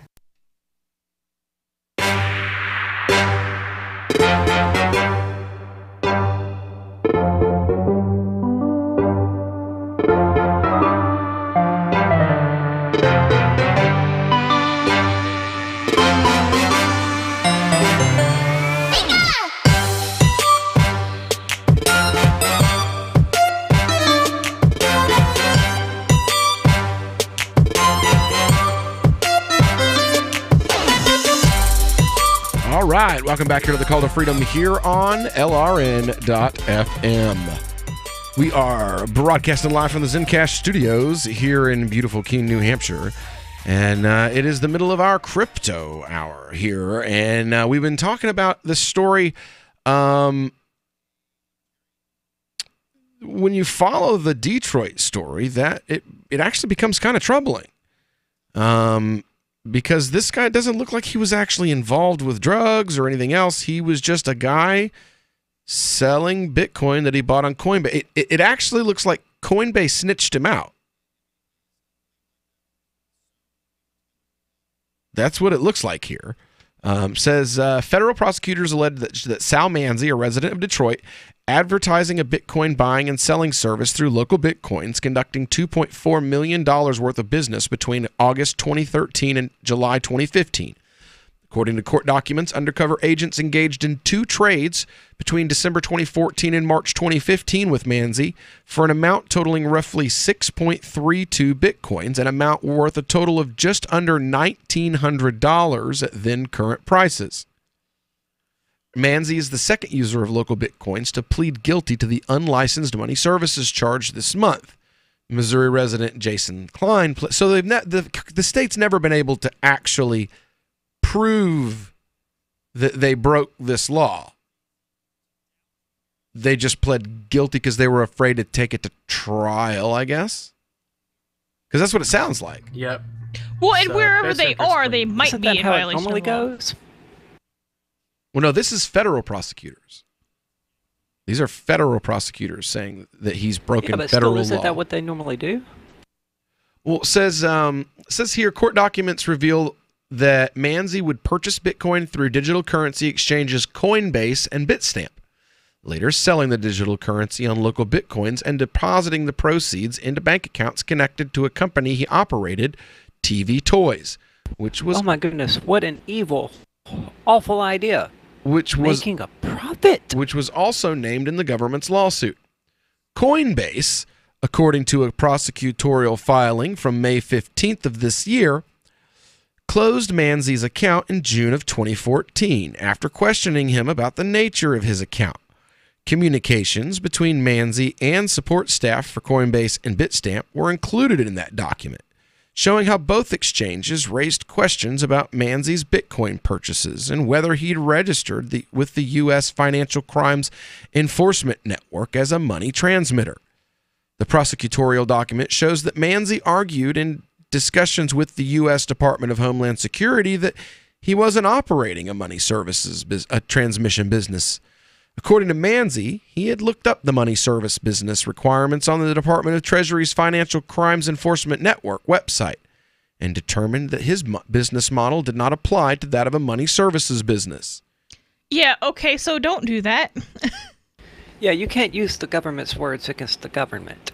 That's not the way this works. You also, I mean, I'm assuming this guy isn't like a securities lawyer, but he went and like Googled securities regs and was like, sounds good to me. No. I wish that was uncommon. What this guy on Wikipedia said, I don't have to pay my taxes because I'm a sovereign citizen. Oh, no. Yeah. When my dad was on the bench, and this was in the early and mid-90s, and he was just a general sessions judge, in Podunk, Tennessee, he used to get a sovereign citizen from time to time, and boy, it always ground his gears, because they were usually the ones arguing over the absolute smallest of fines and offenses, not even comparable to this.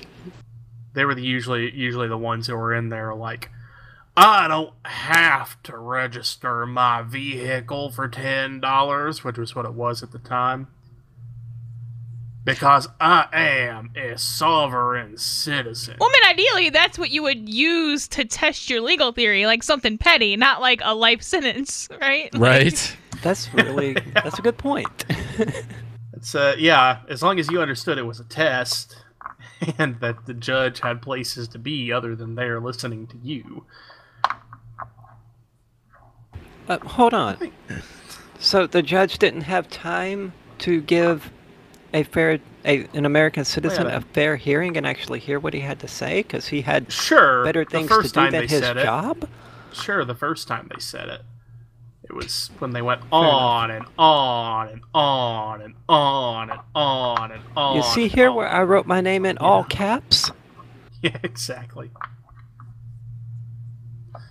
That's the government's secret get-out-of-jail-free card. Wait, what? I got lost. Anyway, so yeah, the sovereign citizen thing, look. Just don't utter those words in a courtroom. Make the exact same arguments. Yeah, but he didn't say he was a sovereign citizen. He just said he WebMD'd his no, he said he legal went. He issues, said I basically. went to the Department of Treasury's website and I looked at what they said was required. He got legal advice from Facebook. And when I read it, it said to me that I would need to be A, B, C, and D, and I wasn't B or D. So to me, it's not the same. And the feds was like, no. If you're just one part of A through D, but that would be, we'll find a way to prosecute you. I am not even competent to do that. That would be like me going on Google and being like, how do I do surgery? I think my arm needs surgery. And I feel like I could do that by myself. So let me just Google how to do that, the directions, and then just running with it. Like, that's not, no, you can't, no. Well, WebMD said I have every kind of cancer there is, so I must have to. For real, yo, WebMD says everything is cancer. It's like, I got a headache. You have cancer.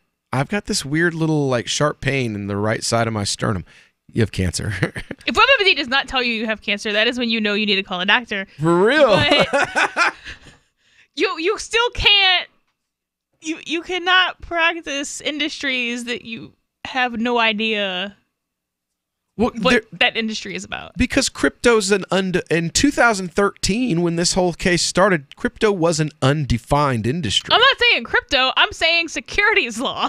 Well, yeah, but there was no law about cryptocurrency in 2013. That's what he's saying. He's like, look, I went and looked, and crypto's not money. According to According to Government you, doesn't need laws cryptocurrency to is beat not us money; over the it's a head and commodity. arrest us. Right, but I don't think that you can make a definitive negative statement about what there is not a law about.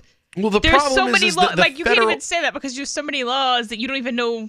The federal But there's a government law. hasn't defined what cryptocurrency is, so each arm of the government is defining it out as it wants to. So the IRS is like, let's see, commodities are taxed higher. Commodity, it's a commodity. And the IRS is, and the feds are like, what's the easiest? You can't sell. Oh, people want to sell their Bitcoin to get cash. Selling Bitcoin for cash is, Bitcoin is now money. It's a money services business. So for the FBI, Bitcoin is money. But for the IRS, Bitcoin is a commodity. So at the very least, I think the government should make up its mind, what the hell is Bitcoin? Well, right, it should, but it's like if you walk down the street at 3 o'clock in the morning waving $100 bills in the air saying, I have $100 bills, and if you do that, like, on some bad area, like, you're going to get stabbed. Gold coins are money. No, you shouldn't. People should not be stabbing you, but that's not you a fair know what's going to analogy, happen. though. That's not a fair analogy, though. Gold is money. Gold coins are money. But if I sell gold coins for money, no one is going to tell me that I'm selling. It's a money services business. Yeah, I tend to think he didn't believe he was going to get in trouble, seeing that he used his bank accounts and stuff for this. Well, see, that to me would be the better indicator. Like, if my bank's letting me do it, it must be legal. That's kind of a more reasonable thing to rely on than Wikipedia. I know banks do illegal stuff all the time, don't they? Looking for a great real estate investment? Consider New Hampshire, which is ground zero for the Liberty Movement. Your first call should be to Mark Worden from Porcupine Real Estate. He's more than just a real estate agent. He's your New Hampshire concierge. Where are the best places to live? Do you want farm, city, the burbs, or forest? Do you want a duplex or multifamily building so that renters pay your mortgage? There are homes in all price ranges in New Hampshire, and Mark can help with financing too. Invest in liberty and property. Mark Worden can help. PorcupineRealEstate.com. On Free Talk Live, we're bringing people to the ideas of liberty every day. From wrestling superstars like Glenn Jacobs. You guys really are having an impact, I believe. Like I said, a lot of where I am now is due to listening to Free Talk Live. You changed my mind on some very important issues years ago. To random people tuning in on the radio. I was kind of stuck in the left-right paradigm. I heard your show by chance on a Saturday night. From there, I went on, joined the Free State Project, and become an amplifier. So, I mean, that's really the reason why I amp is because I know that if it wasn't for you guys being on as many stations as you are, I never would have found the ideas of liberty. Your amp will directly change more lives by getting Free Talk Live in front of people looking for talk radio online and on the air. When you amp Free Talk Live, you get perks like access to the AMP-only Facebook group and AMP podcast. Visit amp.freetalklive.com.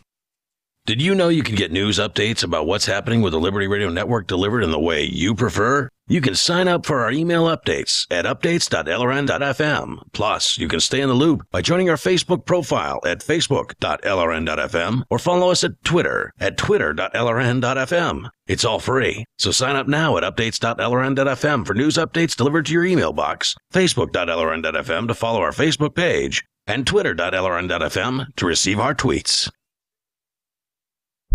Are you tired of governments around the world killing innocent people? Stop using their money. There is an alternative. Bitcoin is a stateless, free market, non-political currency. Bitcoin is money that cannot be inflated or controlled by any state. By continuing to use their money, you're perpetuating the killing. Stop doing it. You have an incredible alternative available to you now. Learn it, use it, spread it. Get started with Bitcoin at Bitcoin.com. It's Bitcoin.com. Imagine someone in your community getting in their car, turning on the radio, and hearing the Liberty Radio Network. You can make that vision a reality with your own micro radio station. Visit broadcast.lrn.fm to learn how you can put our programs on the air in your area. You can have LRN.FM running around the clock, and you can even add in your own local shows. Building a radio station is simple, but programming isn't. That's where LRN.FM comes in. Learn more at broadcast.lrn.fm. That's broadcast.lrn.fm. The Free State Project has reached its goal of 20,000 liberty lovers who've pledged to move to New Hampshire and get active to achieve liberty in our lifetime. Perhaps you're trying to figure out what part of New Hampshire should be your destination. If so, consider Keene. You'll find more than 150 reasons to move to Keene at move.freekeene.com. Keene is famous for its historic, publicity-generating activism, as well as being the liberty media capital of the world. It's home to freekeene.com, New Hampshire's destination for liberty activism, news, and opinion. For years, we've been compiling over 150 reasons to move to Keene at move.freekeene.com, where you'll learn about some of what's happening here and what makes Keene a great place to live. If you love liberty, you'll probably enjoy anywhere you end up in the Shire. But do your due diligence first. Please visit move.freekeene.com for the full list of over 150 reasons to move to Keene. That's move.freekeene.com. Do you love Twitter? Make sure you favorite the LRN.FM Twitter account so you can receive our tweets at twitter.lrn.fm. That's twitter.lrn.fm. You are listening to Call to Freedom's Crypto Hour, brought to you by Helium.com. आप सुन रहे हैं स्वतंत्रता की पुकार के crypto our को, जिसके प्रस्तुत करता है Helium.com।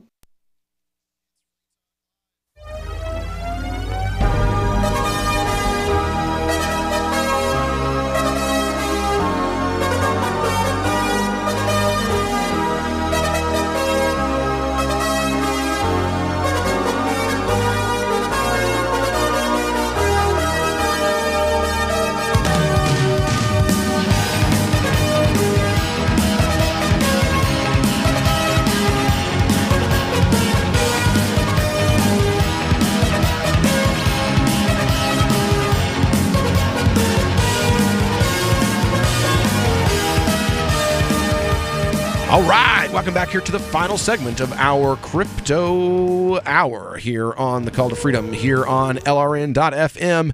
And we've been talking about, well, the government needing to get its act together. They've been prosecuting people for selling Bitcoin. And, a lot of these cases involved drugs. But this case, this one that we're looking at here in Detroit where the guy pled guilty, he wasn't really involved in drugs. He was just buying and selling Bitcoin, but he pled guilty. He didn't force the state. There's also that guy who was just buying heroin that we talked about a few months ago, and it actually didn't have anything to do with Bitcoin. And I think it was Bitcoin.com who reported it. Do you recall how would that? they know about it? Well, he was arrested for selling heroin or something like that. He went. Oh, you mean reported it on the news? Okay. Here's what happened. So there was this guy. He sells Bitcoin on local Bitcoins, and somebody said, "Hey, meet me in person. I want to buy a lot of coins." And then while he was in the car selling the Bitcoins to the undercover agent in a really bad fake Russian accent is like, "So I sell heroin and I use my cryptocurrency for heroin."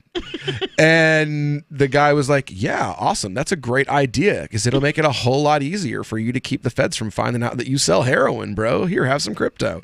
And like I was like, "Really?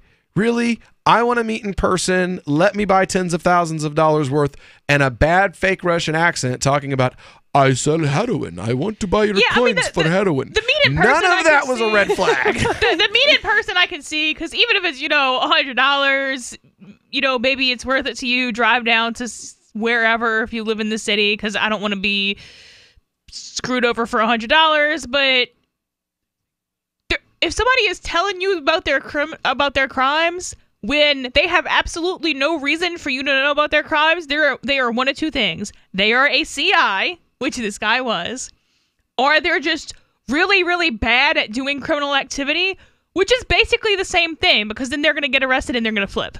Yeah. So either way... When I had a brick and mortar business, I had these dudes, fixing computers and things like that, I had these dudes come by one day with a computer that they said they had stolen out of City Hall that they wanted me to hack into.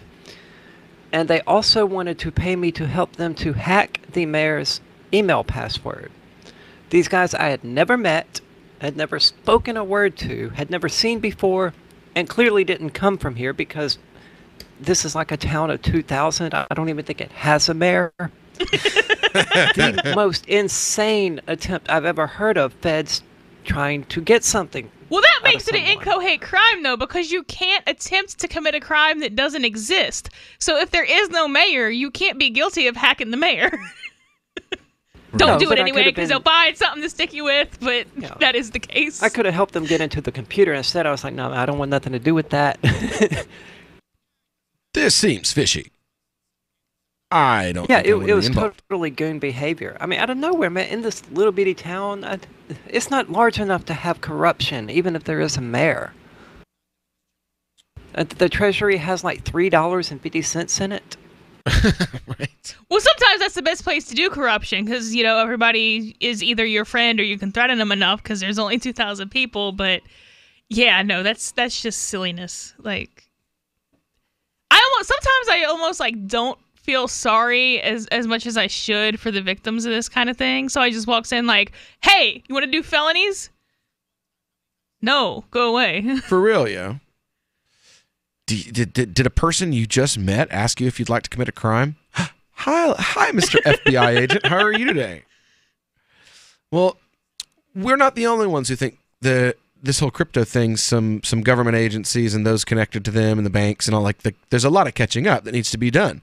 The Federal Reserve is one of those that I guess is just going to have to catch up. I mean, the whole point of crypto was to leave them in the dust. So I personally am not rooting for them to catch up anytime soon. It can't catch up. The technology is it progresses too quickly. It evolves faster than the government does. Well, the Federal Reserve. So by the time they figure out what's going on with cryptocurrency today, it will be the year 2020, and something entirely different will be going on with cryptocurrency. Yeah. In a piece published Friday by Yahoo Finance, Sheila Bair, the former chair of the U.S. Federal Deposit Insurance Company, emphasized the pressing need for the Federal Reserve Bank to seriously consider the prospect of a central bank-issued digital currency. She warned... They kind of have that. It's just not secure. Yeah. If it does not stay ahead of this technology, not only could banking be disrupted, but the Fed itself could also be at risk. The CBDC, in theory, would not have the same kind of culpability, a large fluctuation in value given proper oversight and management by a centralized authority. Translation: let's take crypto and take the whole good part out of it and centralize the hell out of it and control it so that we can manipulate it and inflate it and deflate it. That's just a bank account. They already have bank accounts. We already have that. Centrally plans inflatable digital currency is just called a bank account. Yeah. You know, they just give you the paper version of it when you go ask for it. But most of the time when you spend, no paper version of it ever changes hands at any point. Yeah, most money isn't paper anyway. It couldn't be, because then they couldn't do fractional reserve banking. So currently the status quo allows the government to stimulate and slow economic activity in periods of recession and boom, respectively, through government-sponsored security sales directed towards domestic banks. But what if the Fed coin, a digital currency issued and backed by the Federal Reserve Bank, was held by all consumers? Then, changes to interest rates encouraging savings and other times spending would be felt by consumers directly rather than through policy changes of domestic banks. Bair counters such a perceived benefit to centralized digital currencies by offering a potential downside: credit availability.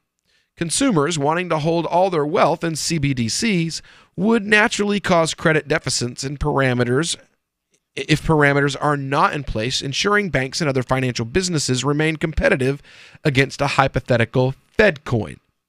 Bair's comments on a viable use of CBDCs by the central bank are timely, as government officials around the world are now chiming in to the conversation, considering the merits of cryptocurrencies like Bitcoin in structure but state-controlled in vision. Again, it's someone heard us making fun of Ripple for being fed.gov.coin and thought, wow, fed.gov.coin sounds great.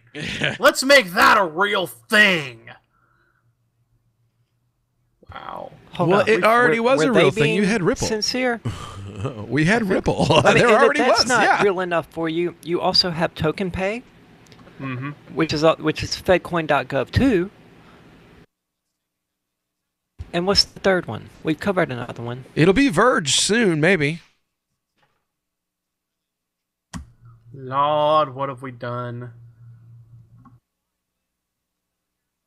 Well, it seems like where they're headed.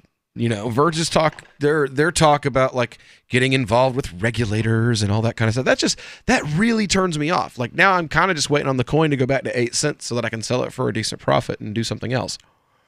You know, put it in Zencash. A privacy coin that isn't bragging about the opportunity for you to, you know, be regulated by the state. It's so hilarious to me. Get some bukkake from the state. On your knees. Down there. Stay there. Good boy. Yes, sir. Yes. You may have another. But only because you asked. You just ruined Oliver Twist for everybody. Thank forever. You. That's been, you know what? It's been my life's goal to do that at some point in time. To do spoilers on the radio? Just to completely ruin classic literature for every person that ever reads it. You know, that's why I only read the lesser known classic literature, because why would I read a book that I know the ending to? Right. All right, well, when we get back here, Crypto Hour will be over. We'll be on to, well, today's news. I don't even want to get started on some of the stupid nonsense that we've seen coming out of our politicos. And the unabashed theft of government agents. This is Michael Dean from the Freedom Fiends. I've run websites since 1996 and have used over a dozen web hosts in that time. AgristHosting.com is the only one that hasn't broken my heart. Agrist Hosting's uptime and service is stellar, and their DDoS mitigation is the best I've seen. That's important because if you tell the truth in this world, you'll ruffle feathers. And some people will try dirty tricks to silence your voice. No matter what the haters hit us with, Agrist Hosting keeps our websites online. If you have a mission-critical commercial presence or a world-changing activism site, you cannot tolerate any skullduggery. So go with AgristHosting.com. Have a WordPress or blog site, but you're not satisfied with performance or uptime? Or just want raw hosting? Want to pay with Bitcoin? Agrist Hosting specializes in high-performance hosting with personalized service. Go to AgristHosting.com and click on the button that says Get Hosted. That's AgristHosting.com. The 3 most important things you can do for LRN.FM are 1. Let your friends know you're listening to LRN.FM on your social networking profile. 2. Buy the things you buy online through shop.lrn.fm. 3. Give $5 a month to the AMP program at amp.lrn.fm. It's my firm belief that the AMP program is the best use of your charitable dollar among liberty-oriented groups. Support all your favorite organizations, but make sure you give $5 a month to the AMP program at amp.lrn.fm.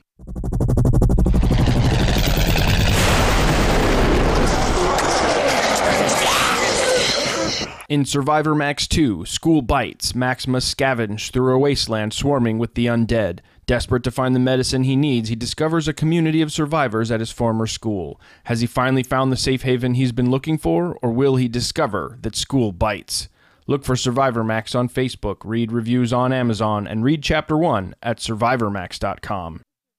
More of the Call to Freedom is coming up next, live after the news on the Liberty Radio Network at LRN.FM. From Keene in the Shire, the Liberty Media capital of the world, this is Daryl W. Perry, host of FPP Radio News for Monday, June 11th, 2018. Silver is trading at $16.83 per ounce. Gold is valued at $1,298 per ounce. Zencash is trading at $17, and the average price of Bitcoin is $6,765.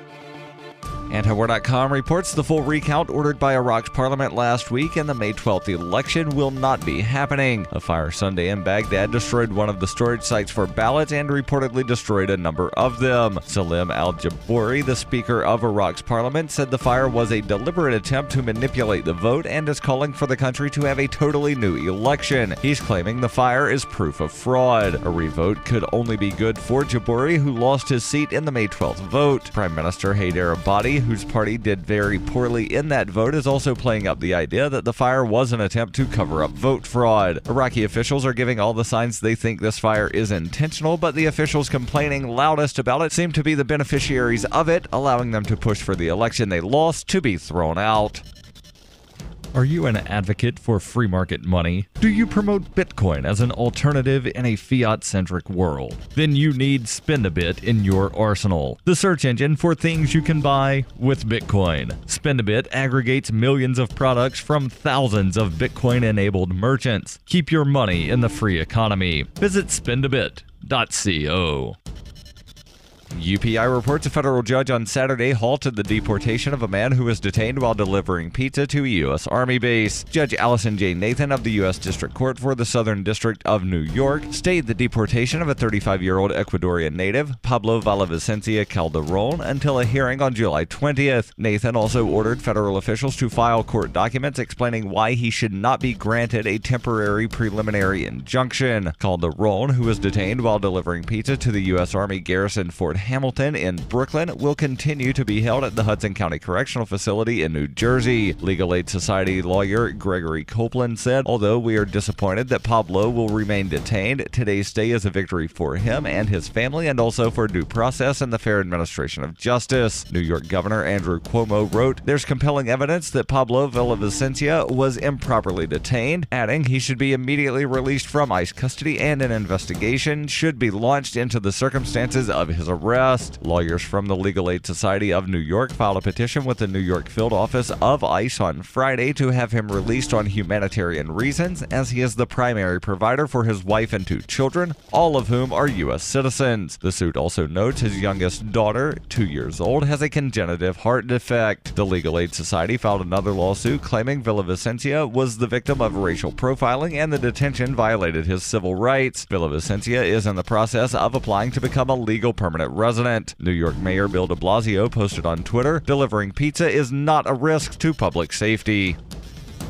For over 40 years, Robertson Roberts Brokerage has been a trusted source for buying and selling precious metals like gold and silver. And as a Bitcoin-preferred business, Robertson Roberts Brokerage has removed the minimum purchase amount for all orders paid in the digital currency. Call Robertson Roberts Brokerage today for knowledgeable advice on buying and selling precious metals and a forward-thinking approach to new technologies. 800-874-9760 or visit online at rrbi.co. Reuters reports the head of the U.S. Food and Drug Administration on Sunday urged residents of 8 U.S. states to check for recalled pre-cut melon that is linked to an outbreak of salmonella. The FDA and U.S. Centers for Disease Control and Prevention are investigating an outbreak linked to 60 illnesses and at least 31 hospitalizations in 5 states. No deaths have been reported, and the agencies urged residents in the 8 states to throw out the melon that may have been recalled. On Friday, Cato Foods, LLC, a unit of Spartan Nash Company, recalled fresh-cut watermelon, honeydew melon, cantaloupe, and fresh-cut mixed fruit products containing at least one of those melons produced at a Cato food facility in Indianapolis. The recalled products were distributed to Georgia, Illinois, Indiana, Kentucky, Michigan, Missouri, North Carolina, and Ohio, and sold in clear plastic containers at stores including Costco, Kroger, Payless, Owens, Sprouts, Trader Joe's, Walgreens, Walmart, and Whole Foods. FDA Commissioner Scott Gottlieb urged people in the 8 states to check the fridge and freezer for recalled pre-cut melon linked to salmonella outbreak. Of the 60 cases reported to date, 32 were in Michigan. This has been FPP Radio News. Online at fppradio.com. Months after identifying the elusive Higgs boson particle, scientists at CERN in Geneva, Switzerland have announced that they've completely run out of things to do with their Large Hadron Collider. We've tried some time travel stuff, but it doesn't really work. Black holes, but we already know like a ton about those. Last week, we threw a bird in there. Honestly, we thought it would take way longer to find the Higgs boson. Director General of CERN, Rolf Dieter Hauer, told reporters that while they, quote, might be able to figure out some more about quarks or something, for the most part, his team has spent much of the past year throwing pennies into the machine and turning it on to see if the pennies come out smushed. We might just start building a larger hadron collider. Yeah, maybe a bigger collider for smaller hadrons or something. I don't know. CERN has announced on their website that if anyone out there has any fun ideas for experiments, you can email them to ideas@largehadroncollider.com. is the Onion News Network. You are listening to The Call to Freedom on LRN.FM. تستمتعون إلى برنامج نداء للحرية مباشرة على LRN.FM.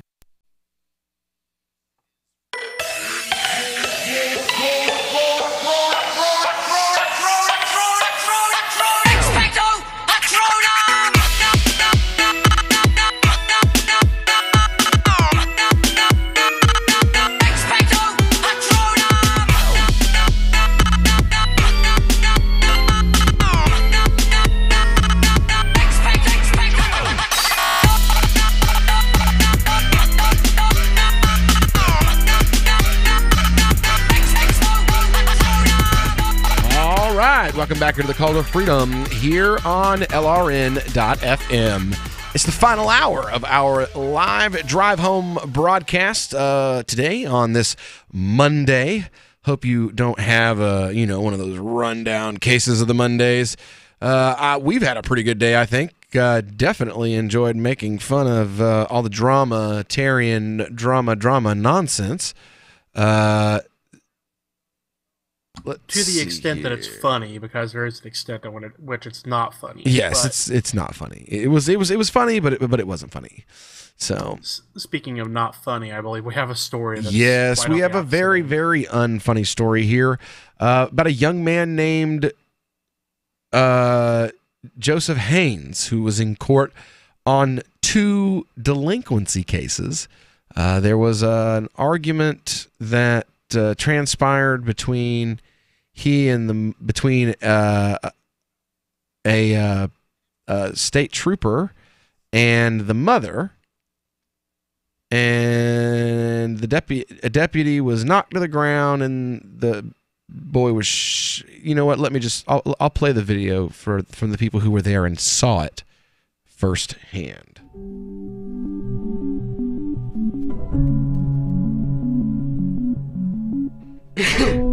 My son grabbed him by his shoulders and said, "Get off my mom. You're not going to put your hands on my mom."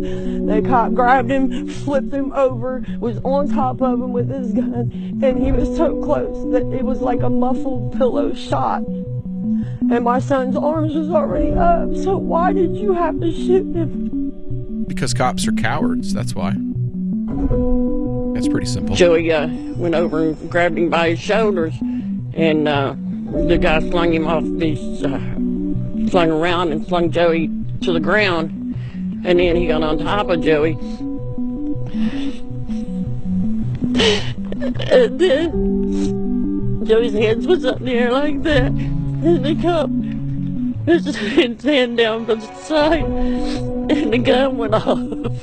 He pulled the trigger on my grandson.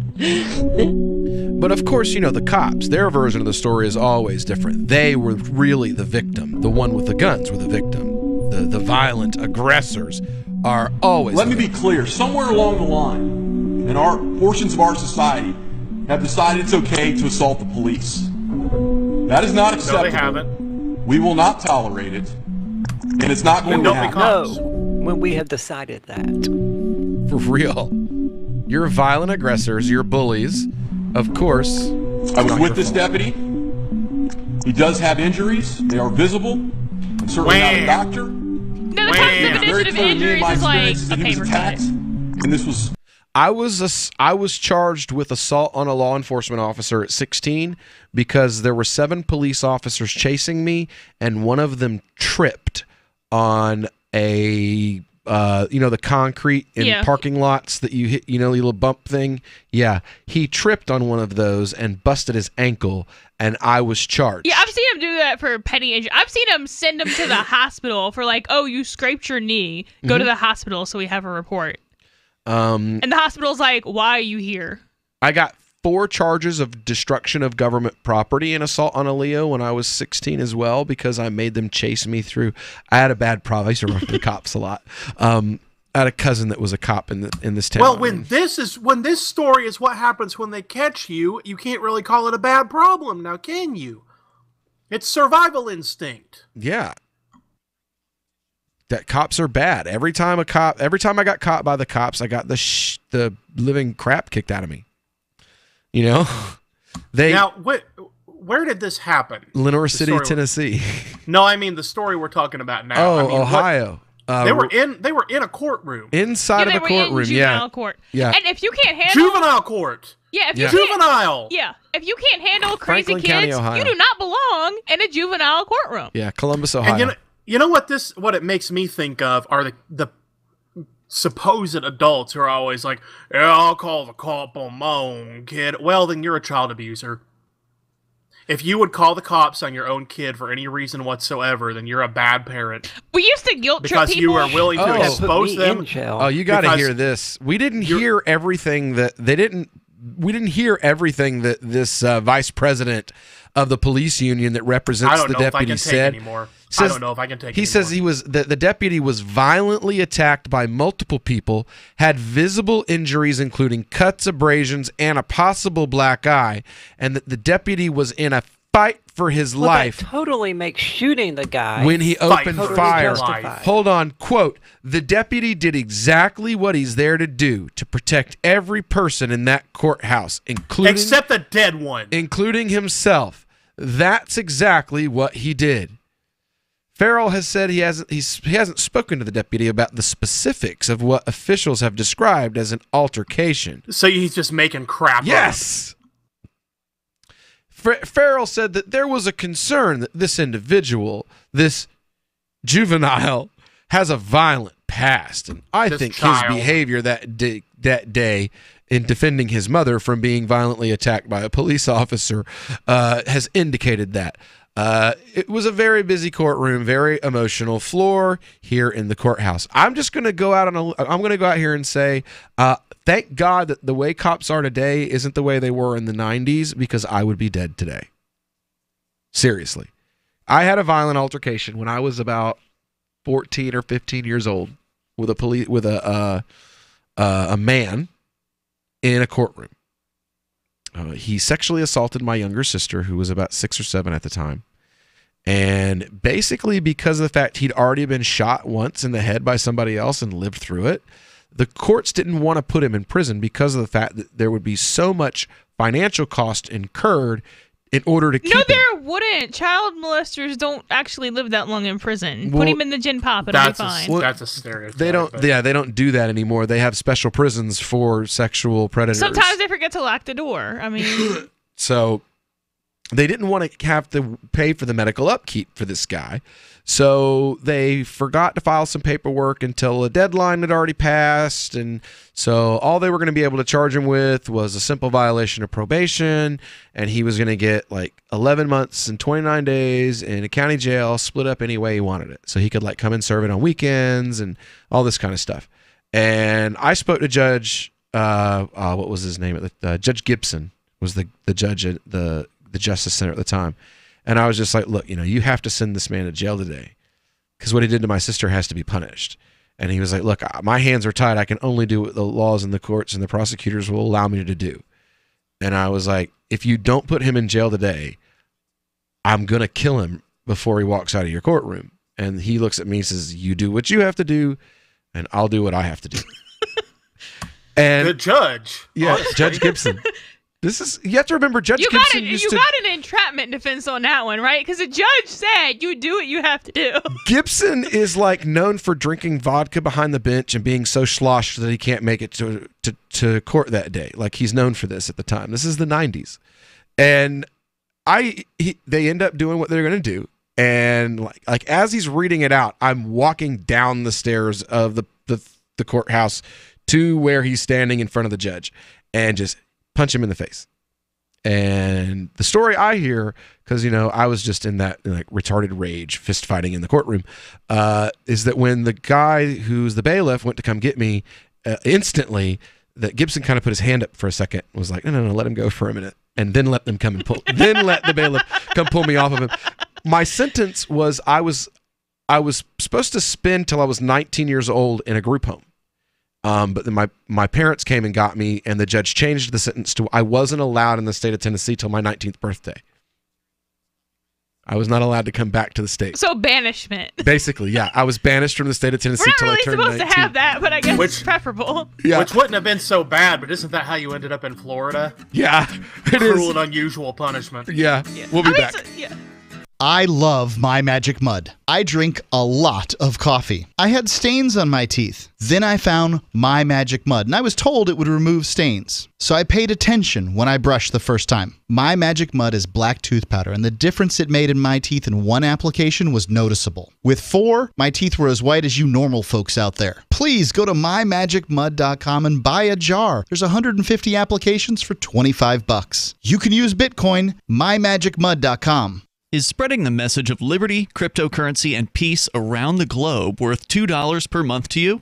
As you may already know, in addition to our internet feed, LRN.FM broadcasts on free-to-air satellite across North and Central America, as well as Sub-Saharan Africa. And we've been available on satellite for free 24/7 since 2010.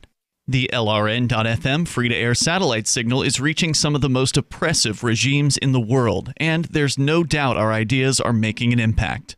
You can learn more about the channel's impact by watching the 3-minute video at fund.lrn.fm.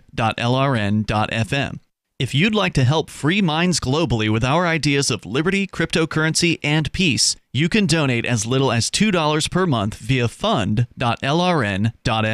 You can help us continue and expand our satellite broadcast to multiple continents. Visit fund.lrn.fm today, and thank you for your help. Don't forget to share the link on social media. That's fund.lrn.fm.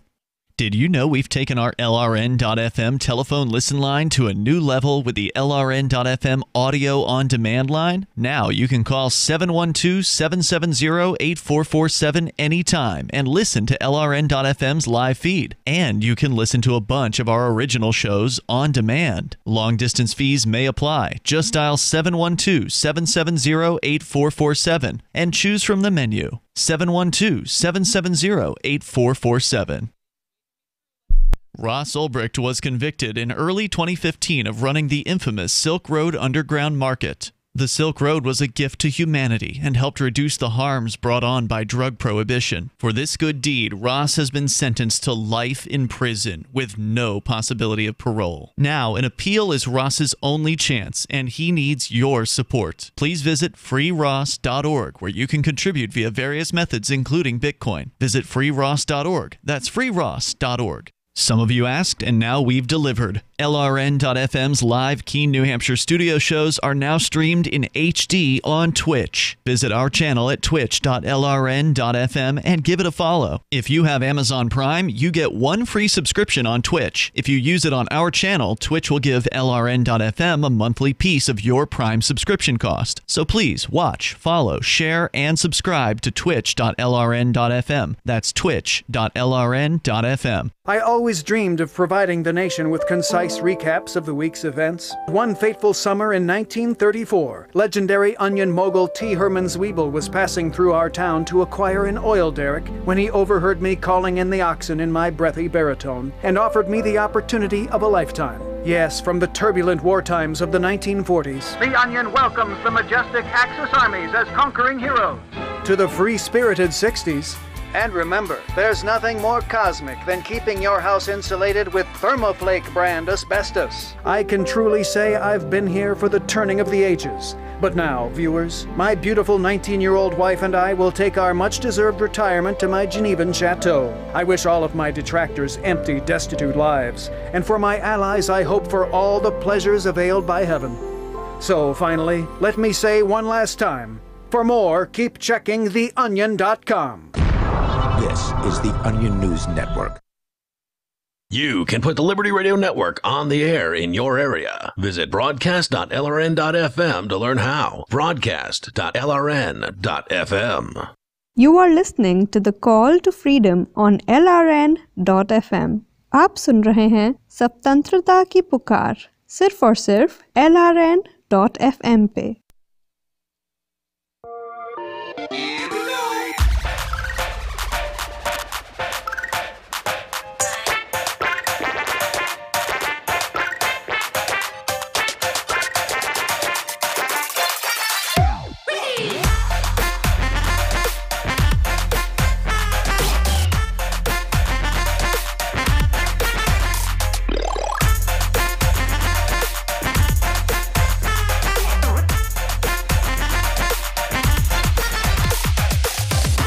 All right, welcome back here to the Call to Freedom here on LRN.FM. We are broadcasting live from the Zencast studio right here in beautiful Keene, New Hampshire.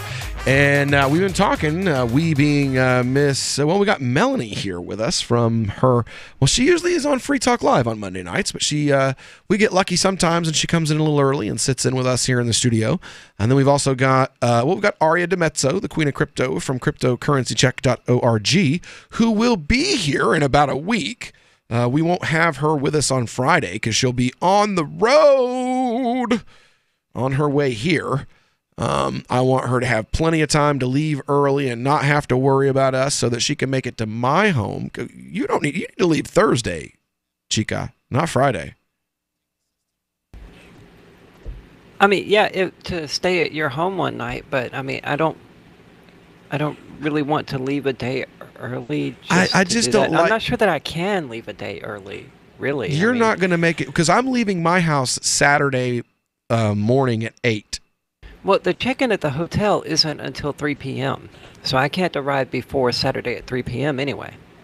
Yeah, that's why I was like, make it to my house on Friday night, get some sleep, and then we'll all leave together and go set stuff up at Forkfest, and then we'll leave Forkfest and go crash out again at the hotel after some hard earned fun at Forkfest on Saturday night, because I hear there's supposed to be some. You know, I mean, we can always crawl to the hotel if we have to. That's long, you know, if the mushrooms are hitting you that hard, you know, I can hold your hand and walk you to your hotel room. That might come in handy. You never know. You never know. All right, so we've been talking about this extremely disturbing story out of Ohio where basically it's a delinquency charge. According to, we've got a story here from the local CBS News affiliate in Columbus that he was charged with, according to juvenile records obtained by CBS affiliate WBNS, Haynes had been charged with aggravated menacing after he pointed a handgun at two people, threatening to shoot them. Boy, that's ironic. But I wonder what the hell's that got to do with shooting him when he's unarmed in a courtroom? Oh, well, he might be violent. Well, he didn't have a gun. And did the bailiff even know that? I mean, they don't usually read the police report before they don't usually read every police report on the docket before they come into work. Here's the thing. They're in a courthouse. The place is literally crawling with cops. Yeah. Crawling with cops. There is no safer place on the face of the planet that you can be than a police officer. The courthouse is safer for you as a cop than the jailhouse is. Yeah. Minard said the sheriff's office has extended its condolences to the family of Haynes and wishes the injured deputy a quick recovery. A recovery from what? Our condolences that we shot and killed your son. Evidently, he got some bumps and scrapes when he fell on the carpet. It's not really a recovery unless there's an injury, and that's not an injury. Carpet burn can be pretty painful. Since people talk about injuries. The guy, Keith Farrell, the executive vice president for the police union, says that he has cuts, abrasions, and maybe a possible black eye. How do you not know? I think we're forgetting the fact that blue boo-boos matter. I love how he says, he's got a black eye. He doesn't say he's got a black eye. No, he says a possible black eye. I shot a 16-year-old kid because I might have a black eye. And to answer your question, Melanie, the reason that the spokesman doesn't know if he has a black eye is because the spokesman hasn't even seen the guy. He doesn't know what he's talking about. He's making up crap and defending the jackboots. That's all he does. Yeah, he's the police union VP. It's his job to make it like if the guy literally slit the kid's throat while chanting Heil Hitler in front of a friggin' camera, it's this jack-off's job to spin that into something good. That's what he gets paid to do. I mean, like, this is a level of injuries where if your child over a certain age came to you and was like, oh, this happened to me, you'd be like, quit crying, it'll be fine. For real.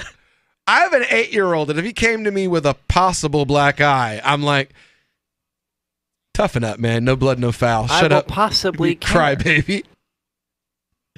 How'd you get that? My brother hit me. Well, then punch him back, you sissy. You know, like, I don't say, then go get the shotgun and shoot him in the face. Because that's kind of You don't tell him to overkill. go recover from his injuries For either. real, yo, like, my kids and my boys know, like, if you're not bleeding, I don't care. Are you bleeding? No, I don't care. But Dad, are you bleeding? No. Can you still, let me see it. Do this. Move your finger up and does it still move? It's not broken. Go play. But Dad, look, bro, I've weathered way worse and never went to a doctor.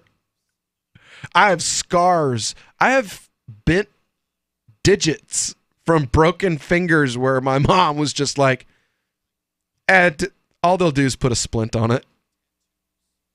That was her response to a broken finger. I mean, okay, so like, I feel like I would take my kid to the doctor for a broken bone, but Yeah, they'll like, just like, they'll just put a he splint on it. scraped his knee on the wall when he was beating somebody For up. Like, real, yo, like, all right, walk it off. What happened? Like, this is a cop, not a 10-year-old kid. Well, I was punching Jalal and I fell off the bed and I got a rug burn. Okay. Handle yourself better For then. real? Like, I mean, that's about what I'm going to tell you. Jalal, why didn't you kick him in the face while he was on the floor, like with his knee hurting? Well, because that's not nice. See, you're the good kid. I like you. That's not nice, but apparently beating him up on the bed is. I don't know. I'm not clear on where that line is, but okay, if that's your line, I guess you got to have one. Well, usually what happens is like Jalal is the most annoying child on earth. I love him, but he will purposefully agitate his older brother.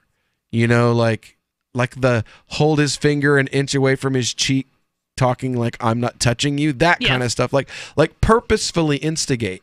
And then when Shuaib reacts and hits him, Jalal laughs because Jalal's tough like me. You know, like I raised my kids to be tough. And so when Shuaib punches Jalal, Jalal laughs and aggravates Shuaib more because now it's a game to Jalal because Shuaib can't really punch him hard enough to hurt him until he finally does punch him hard enough to hurt him. And then like usually somehow in the process hurts himself as well. And then comes down the hallway crying to me about how he has hurt himself punching his brother because his brother was aggravating him. Like, well, you're not the U.S. Quit starting stuff, and there won't For be real, anything. yo. Like, you're not the you know what American your government. kids. You know what your kids need, Will? They need a union rep. Oh my God. Since time began, tyrants have taken aim at personal liberties. Now there's a movie that aims back. The government has no more right to tell us what to put in our bodies than they have to take our guns or tell us what books we can read. 6 drug police were eaten by bears while raiding a marijuana farm. On your knees, you dirty hippie! Jesus. On your knees! What's the problem, officer? Today, many cops who enforce pot laws do so only because it provides them with cushy jobs, good benefits, and a chance to push people around. I was an undercover narcotics officer. The drug war is nothing but a farce. The Second Amendment says you gotta keep you and your gat intact. Guns and Weed, The Road to Freedom. A film by Michael W. Dean and Nima Vadati. DVD available now at gunsandweed.com or on Amazon. That's gunsandweed.com. Makes the perfect gift. Remember, that's gunsandweed.com.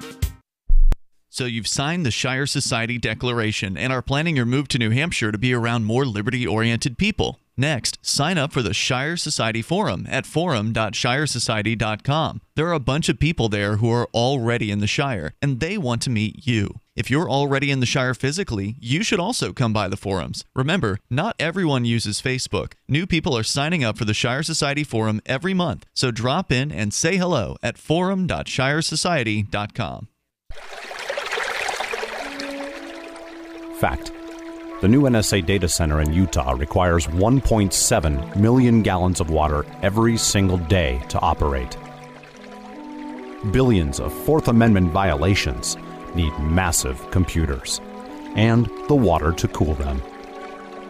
That water is being supplied by the state of Utah. Fact. There's absolutely nothing in the Constitution which requires your state to help the feds violate your rights. Our message to Utah: turn it off.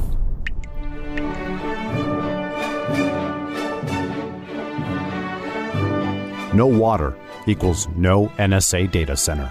Visit offnow.org.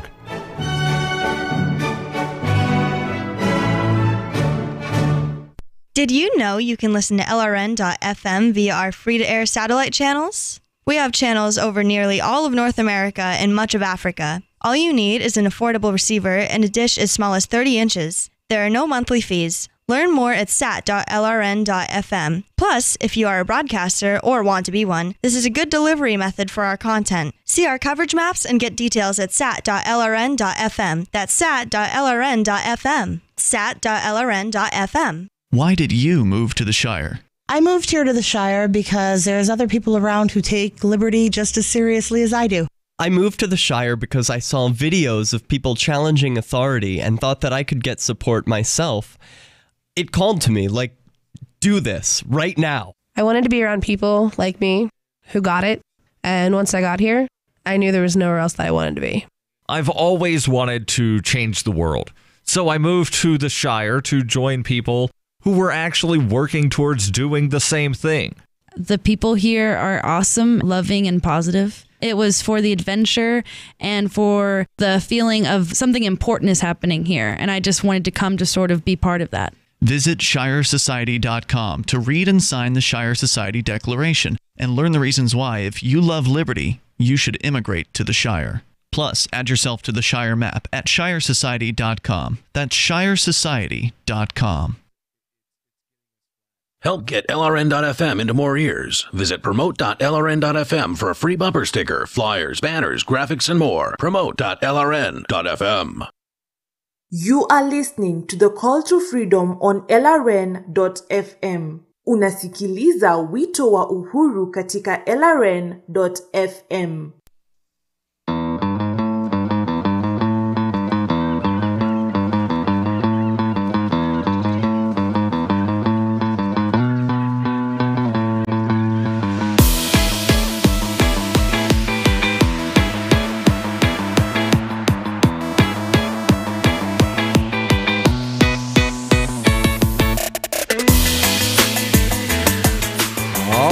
Welcome back here to the Call to Freedom here on LRN.FM.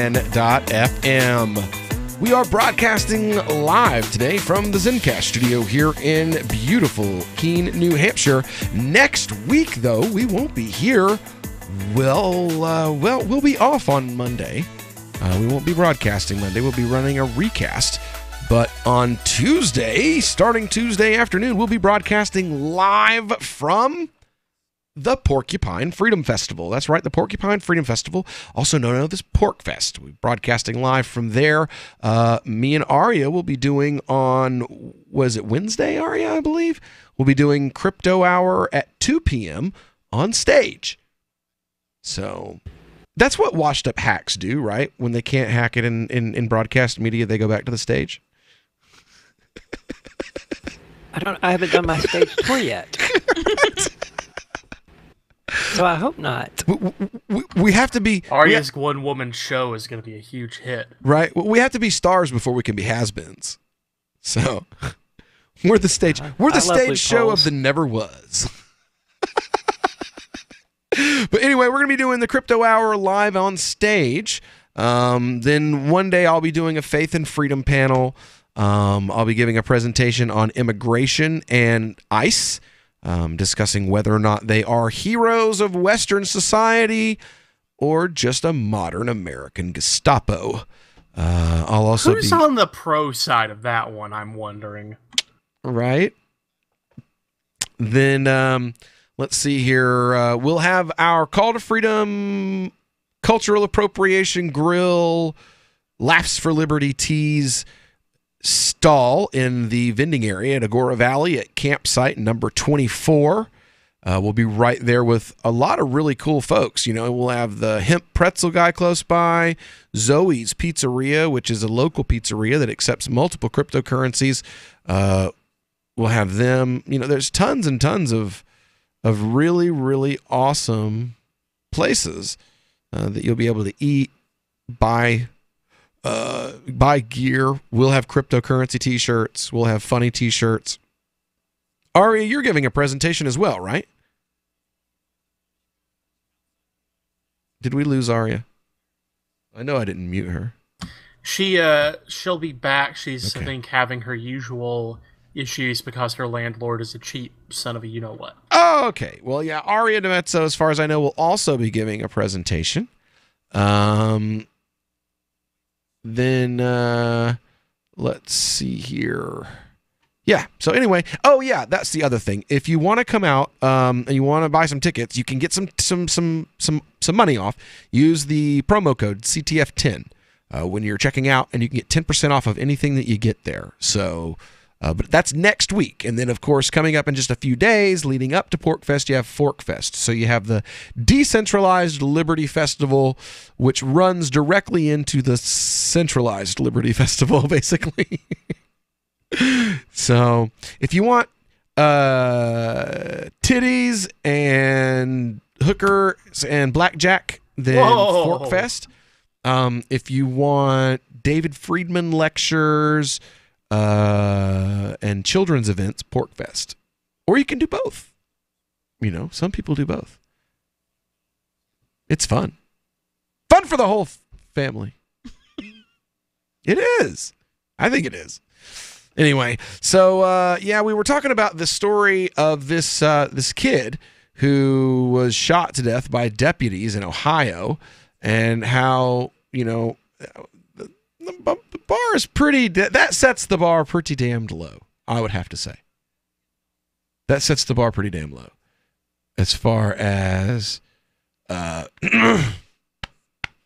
you know, what's acceptable and what's not acceptable for police officers. I mean, this kid is going to get. This kid's going to get a funeral, and the guy's going to get a paid vacation. I mean, they've already said they could throw grenades on babies, so I don't know how there's not too much low below that, so. Very true. Very true. You can throw. Yep. I forgot about that case, but I remember it now, and it's. Anyway, so let's just continue on, because we all know, you know, that this is the end of it, and you know, he's never going to be prosecuted. The family is going to lose. As that cop, I don't know if you were here when we had the video playing, where the officer was like, it's better to just kill them than wound them, because if you kill them, $200,000 check, you can usually just get the family to go away. So like mom and grandma get a $200,000 check to pay for the funeral, and, you know, have a little bit left over for themselves. They'll go away. Cop will go back to work because, you know, he didn't say mean words. He only killed somebody. You know, if you want to get him fired, what you got to do is you got to find him saying the N-word in 1987. If you can find proof that in 1993 he used a racial epithet in public, totally get him fired. But I mean, if he didn't say mean that word, will get you fired from pretty much any job in existence. Killing people, not so much. Yeah, well, that's where we are today. This is our society, you know. Like, Obama was great because he said nice words. The fact that he dropped 20,000 tons of bombs a year on civilians in foreign countries, we're totally not going to talk about that part.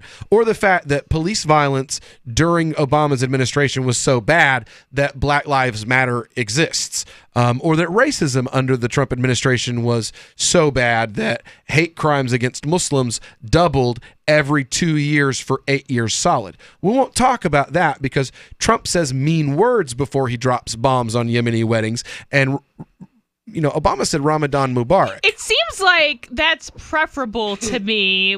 Like, of all the cops, I mean, maybe this is just personal preference, but I've dealt with cops who were like, you know, F you, I'm going to do X, Y, Z. And I've also dealt with cops that were like, I really hope you have a nice day. I'm going to do the same X, Y, and Z. And like, I would prefer the guy who would just like say to my face, because like, at least that's honest. I don't care about you. You are nothing but a paycheck to me. Yeah, be honest with me.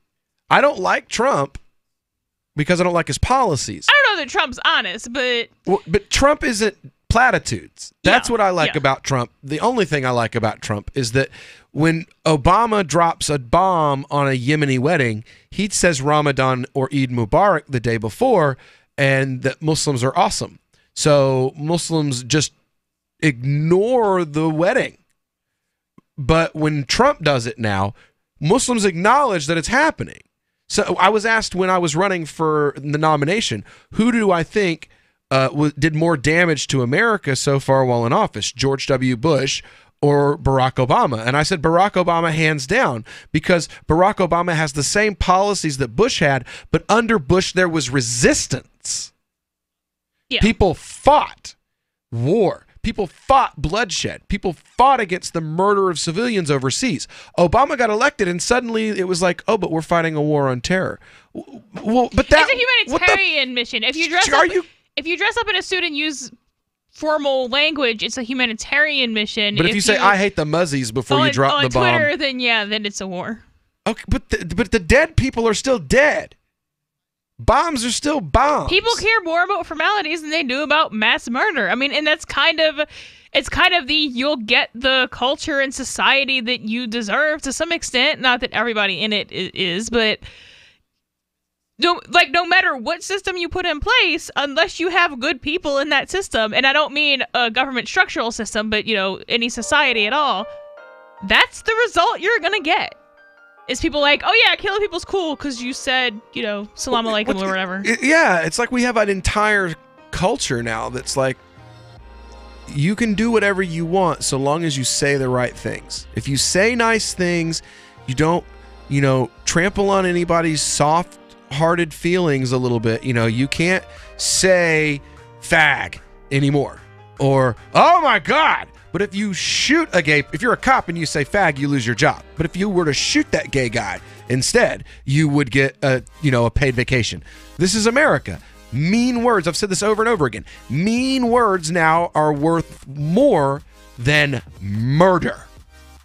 The new 4th edition of Healing Our World, The Compassion of Libertarianism, will take your understanding of liberty to a deeper level and has over 1,300 updated references, new cartoons, and a foreword by Dr. Ron Paul. With discounts for multiple book purchases, the 4th edition of Healing Our World is a great gift for the liberals, pragmatists, environmentalists, and Christians in your life who think libertarianism is cold-hearted. Get yours today at healing.freetalklive.com and use promo code FTL for a $5 discount. So the protection of life, liberty, and property is what the Free State Project is all about. But it's an effort to move 20,000 people who understand. It's about demonstrating to the entire country that, we can have a free market, a truly free market. Making it just a freer, great place to live.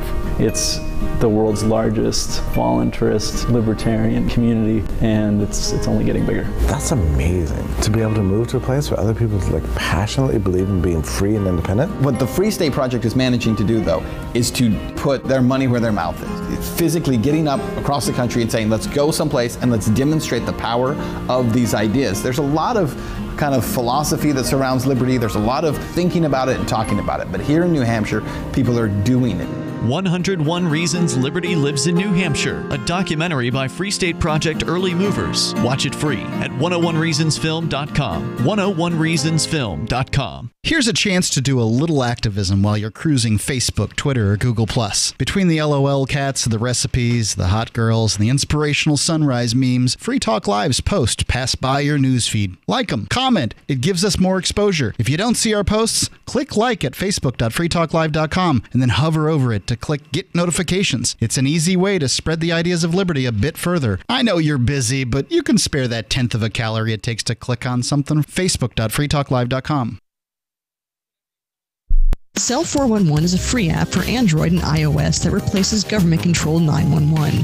Cell 411 allows you to preset a group of friends or private organizations to show up at any emergency. Cell 411 is a nightmare for the state because it proves their so-called services aren't needed. Cell 411 has had thousands of installs, and of course it's covered by the BIPCOT no government license. Cell 411 because your friends won't shoot you when you're in trouble. Without the government, who would build the emergency services? You and Cell 411. Get it today at getcell411.com. Now that you've found the Liberty Radio Network at LRN.FM, you may want to help expose others to our great programs. To assist you in doing so, you'll find resources at promote.lrn.fm, including details on how to get a free bumper sticker, quarter-page flyers you can print out and distribute, banners for your website, as well as files that will allow you to make your own custom banners and graphics. Visit promote.lrn.fm and help bring new listeners to the Liberty Radio Network. That's promote.lrn.fm. If you're looking for work, it's a process of elimination, and you're trying not to be eliminated. So here's a tip for making the cut, and this might seem subtle, but to the person interviewing you, it's not. There is a world of difference between applicants who convey, "I need a job," and those who simply ooze, "I want to work," especially in these lean times when many you're competing with will seem desperate in "I'll take anything" mode. If you convey specific interest in this job at this company, you will be conspicuous. Thus, the value of going to school on the company you're applying to before the interview. With money and attention so tight now, effective communication skills have never been more important. For more tips for job seekers and everyone else, hit survivalspeech.com. I'm Holland Cook. Some of our live shows are streamed in HD on Twitch. Please follow and share at twitch.lrn.fm. That's twitch.lrn.fm. You are listening to The Call to Freedom live on LRN.fm. تستمعون إلى نداء للحرية مباشرة على LRN.fm. Let's focus our discussion first on marijuana, okay? Marijuana has a very distinct smell, okay? I'm going to pass around just a little tiny bit, and I want you all to take a smell so you know when someone is smoking marijuana near you.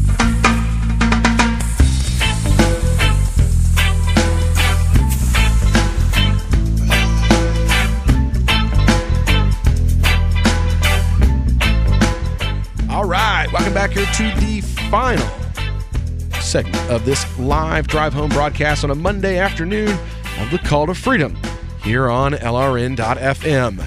Now, I want to make sure before we go to let you know about, well, this great product that we've been advertising for the last couple months called CryptVisor.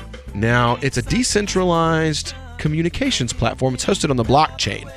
And they just had their full rollout. It's still available for free for another little over a month until the beginning of August. You can still go get a copy of it for free of their initial full-scale rollout. Now, the problem is nowadays the state's got so many tools in its toolbox in order to keep you from being able to communicate securely. They can subpoena the servers from a company and get all the personal information that's on those servers. Or they can also just shut servers down altogether, like we've seen in some countries like Turkey and China and Iran. During protests, they just shut servers down and then there's no communication. Well, see, that's where CryptVisor comes in. There's no stored information at all. So if the powers that be come sniffing around, want to know your information, well, CryptVisor doesn't even have it to give.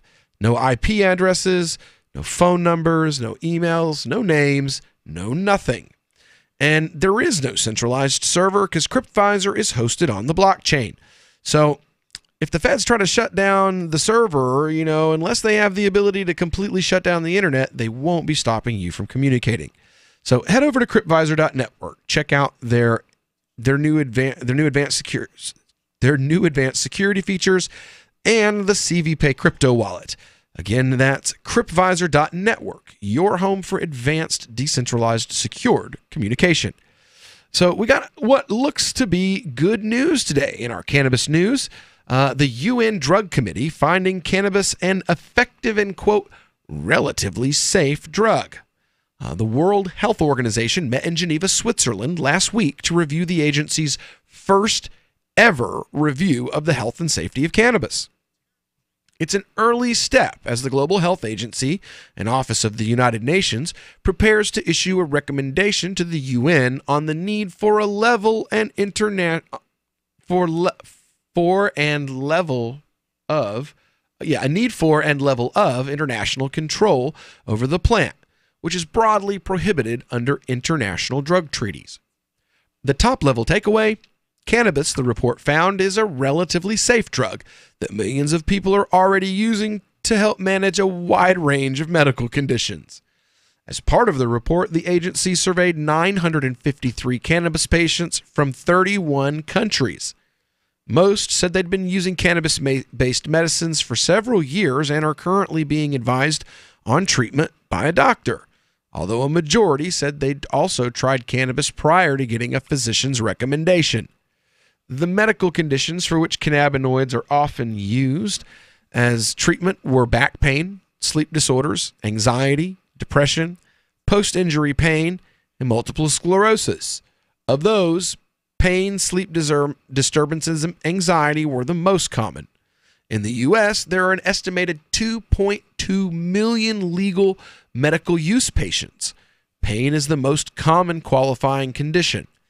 Pain also ranked high among patients in Israel and Canada, while 30% of British patients reported using cannabis to help with MS. Globally, an estimated 3 to 5% of people have tried cannabis for non-medical reasons. The report also analyzed a number of studies, including 2 that found no significant demographic difference between adults who use cannabis medically and those who consume for non-medical reasons. One study found that medical cannabis users had higher daily cannabis use than recreational consumers, while medical patients were more likely to be in poorer health than adult use consumers. The study also found patients also had lower levels of both alcoholism and non-prescription drug use. A handful of other studies in recent years have suggested that medical cannabis may even help decrease opioid prescription abuse and overdose deaths. People with chronic pain can use less narcotics when you use or supplement their pain control with cannabis products, said David J. Ories, a New York-based physician who was not involved in the report. Also, medically prescribed cannabis brings patients into the healthcare system for associated problems such as depression, anxiety, or addiction. But cannabis research, the WHO noted, is lagging. Despite immense public interest, especially in regions hit hard by the opioid epidemic, very few clinical trials have taken place, mostly thanks to prohibition.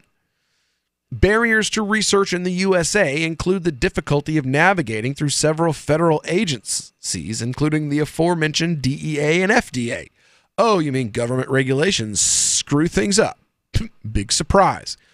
As well as research ethics boards and local state oversight concerns. Oh my God, more government screwing things up even more. The report noted there are also issues related to quality, quantity, and the kind of product available from the current single federal source of cannabis for research use. And I would imagine that the feds would be really bad at growing weed. Well, they're really bad at everything else, so I mean... Yeah, but just especially so. Like, who do you want to grow your weed? Like, this federal agent? I mean, not really. The federal government in general is really effective at like 2 or 3 things. Stealing money, killing people,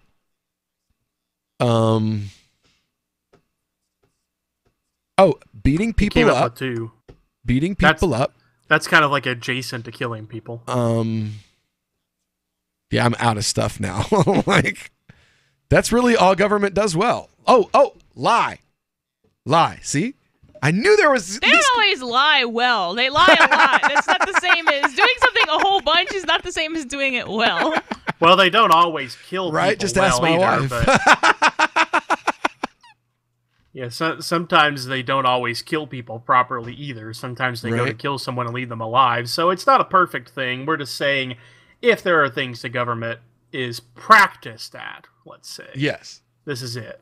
But growing marijuana, not necessarily one of them. No. No, people who like to get the job, you have to swear that you've never smoked in your life, and those are the people we're gonna hire to cultivate weed and decide which strain to use. Well, great idea. Well, that's what you do. See, if you're in government, you ask the marshmallow maker how to build a bridge, and you ask the priest about birth control. You go to the guy who's not getting laid and ask him. He's the source. It's like elementary school, you know? Well, no, middle school. You know, well, I don't know. It depends on what school you went to.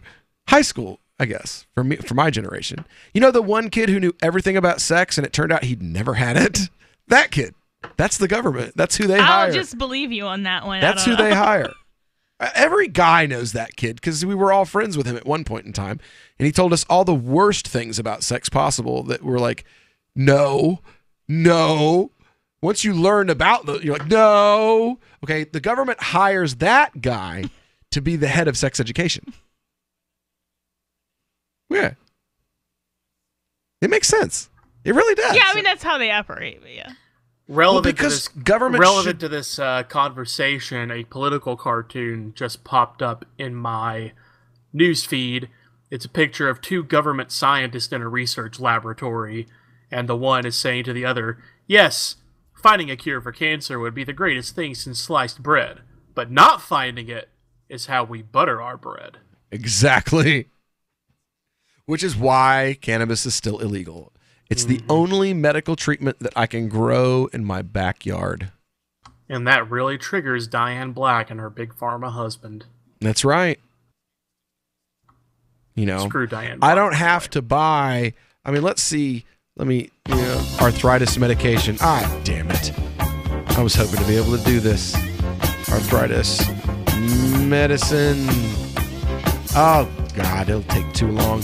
Anyway, we'll be back tomorrow with regardless. More hot news. Yeah, it's expensive. We'll just say that. Anyway, we'll be back tomorrow with more news, more of my bad and inappropriate opinions. But don't go anywhere right now because Free Talk Live is coming up next.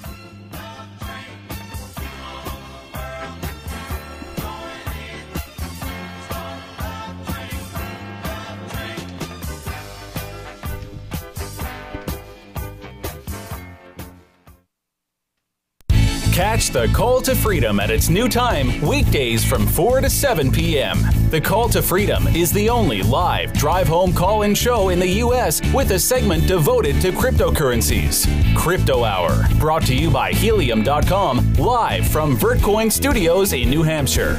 Learn about what makes cryptocurrencies so great and why you should care about them. Updates on new coins and ICOs, and warnings of scams. Plus, hear from traders, whales, developers, and big names in the crypto world. You can also win crypto coins or tokens every episode. Just listen for the faucet sound and be the 5th caller to get free Dash, Litecoin, Vertcoin, Verge, or other cryptocurrencies. The Call to Freedom with Will and Aria, featuring Crypto Hour. Broadcast internationally through our BitPlus network satellite. Weekdays from 4 to 7 p.m. on LRN FM. LRN.FM is proud to announce our official listening apps for Android and iOS devices. Now you can easily tune into our streams anywhere, anytime on your smartphone or tablet. Just visit apps.lrn.fm or search for LRN.FM in the Android or Apple app stores. Please download, rate us 5 stars, then share the link on your social media and let your friends and family know how you're listening to LRN.FM. Download it now, free at apps.lrn.fm. We've all heard about blockchain assets like Dogecoin, Ether, and Ripple. Bitcoin isn't the only player in the blockchain game any longer. And for those of us wondering how to get our hands on these digital assets, finally, there's a solution. Shapeshift.io allows you to buy and sell between your digital assets and Bitcoin instantly between your own digital wallets. I've used it with ease. Shapeshift.io. There's no account or email address needed. You send them the crypto you want to sell. They send back the crypto you want to buy. It's that easy. Shapeshift.io. You're 6 minutes away from a live episode of Free Talk Live, brought to you by Freekeen.com. Listen live at freetalklive.com. From Keene in the Shire, the Liberty Media capital of the world, this is Daryl W. Perry, host of FPP Radio News for Monday, June 11th, 2018. Silver is trading at $16.83 per ounce. Gold is valued at $1,298 per ounce. Zencash is trading at $17, and the average price of Bitcoin is $6,765. Antiwar.com reports the full recount ordered by Iraq's parliament last week and the May 12th election will not be happening. A fire Sunday in Baghdad destroyed one of the storage sites for ballots and reportedly destroyed a number of them. Salim al-Jabouri, the Speaker of Iraq's parliament, said the fire was a deliberate attempt to manipulate the vote and is calling for the country to have a totally new election. He's claiming the fire is proof of fraud. A revote could only be good for Jabouri, who lost his seat in the May 12th vote. Prime Minister Haider Abadi, whose party did very poorly in that vote, is also playing up the idea that the fire was an attempt to cover up vote fraud. Iraqi officials are giving all the signs they think this fire is intentional, but the officials complaining loudest about it seem to be the beneficiaries of it, allowing them to push for the election they lost to be thrown out. Are you an advocate for free market money? Do you promote Bitcoin as an alternative in a fiat-centric world? Then you need Spendabit in your arsenal, the search engine for things you can buy with Bitcoin. Spendabit aggregates millions of products from thousands of Bitcoin-enabled merchants. Keep your money in the free economy. Visit spendabit.co.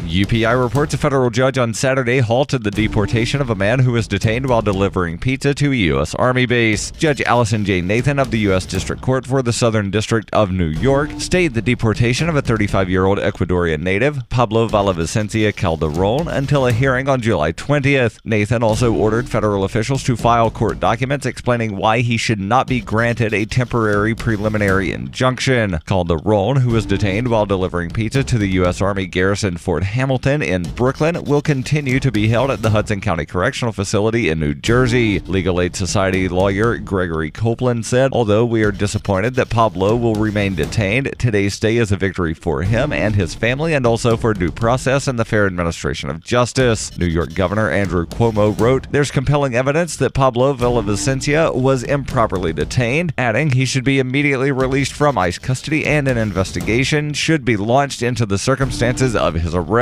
Lawyers from the Legal Aid Society of New York filed a petition with the New York field office of ICE on Friday to have him released on humanitarian reasons, as he is the primary provider for his wife and 2 children, all of whom are U.S. citizens. The suit also notes his youngest daughter, 2 years old, has a congenital heart defect. The Legal Aid Society filed another lawsuit claiming Villavicencia was the victim of racial profiling and the detention violated his civil rights. Villavicencia is in the process of applying to become a legal permanent resident. New York Mayor Bill de Blasio posted on Twitter, "Delivering pizza is not a risk to public safety." For over 40 years, Robertson Roberts Brokerage has been a trusted source for buying and selling precious metals like gold and silver. And as a Bitcoin-preferred business, Robertson Roberts Brokerage has removed the minimum purchase amount for all orders paid in the digital currency. Call Robertson Roberts Brokerage today for knowledgeable advice on buying and selling precious metals and a forward-thinking approach to new technologies. 800-874-9760 or visit online at rrbi.co. Reuters reports the head of the U.S. Food and Drug Administration on Sunday urged residents of 8 U.S. states to check for recalled pre-cut melon that is linked to an outbreak of salmonella. The FDA and U.S. Centers for Disease Control and Prevention are investigating an outbreak linked to 60 illnesses and at least 31 hospitalizations in 5 states. No deaths have been reported, and the agencies urged residents in the 8 states to throw out the melon that may have been recalled. On Friday, Cato Foods, LLC, a unit of Spartan Nash Company, recalled fresh-cut watermelon, honeydew melon, cantaloupe, and fresh-cut mixed fruit products containing at least one of those melons produced at a Cato food facility in Indianapolis. The recalled products were distributed to Georgia, Illinois, Indiana, Kentucky, Michigan, Missouri, North Carolina, and Ohio, and sold in clear plastic containers at stores including Costco, Kroger, Payless, Owens, Sprouts, Trader Joe's, Walgreens, Walmart, and Whole Foods. FDA Commissioner Scott Gottlieb urged people in the 8 states to check the fridge and freezer for recalled pre-cut melon linked to salmonella outbreak. Of the 60 cases reported to date, 32 were in Michigan.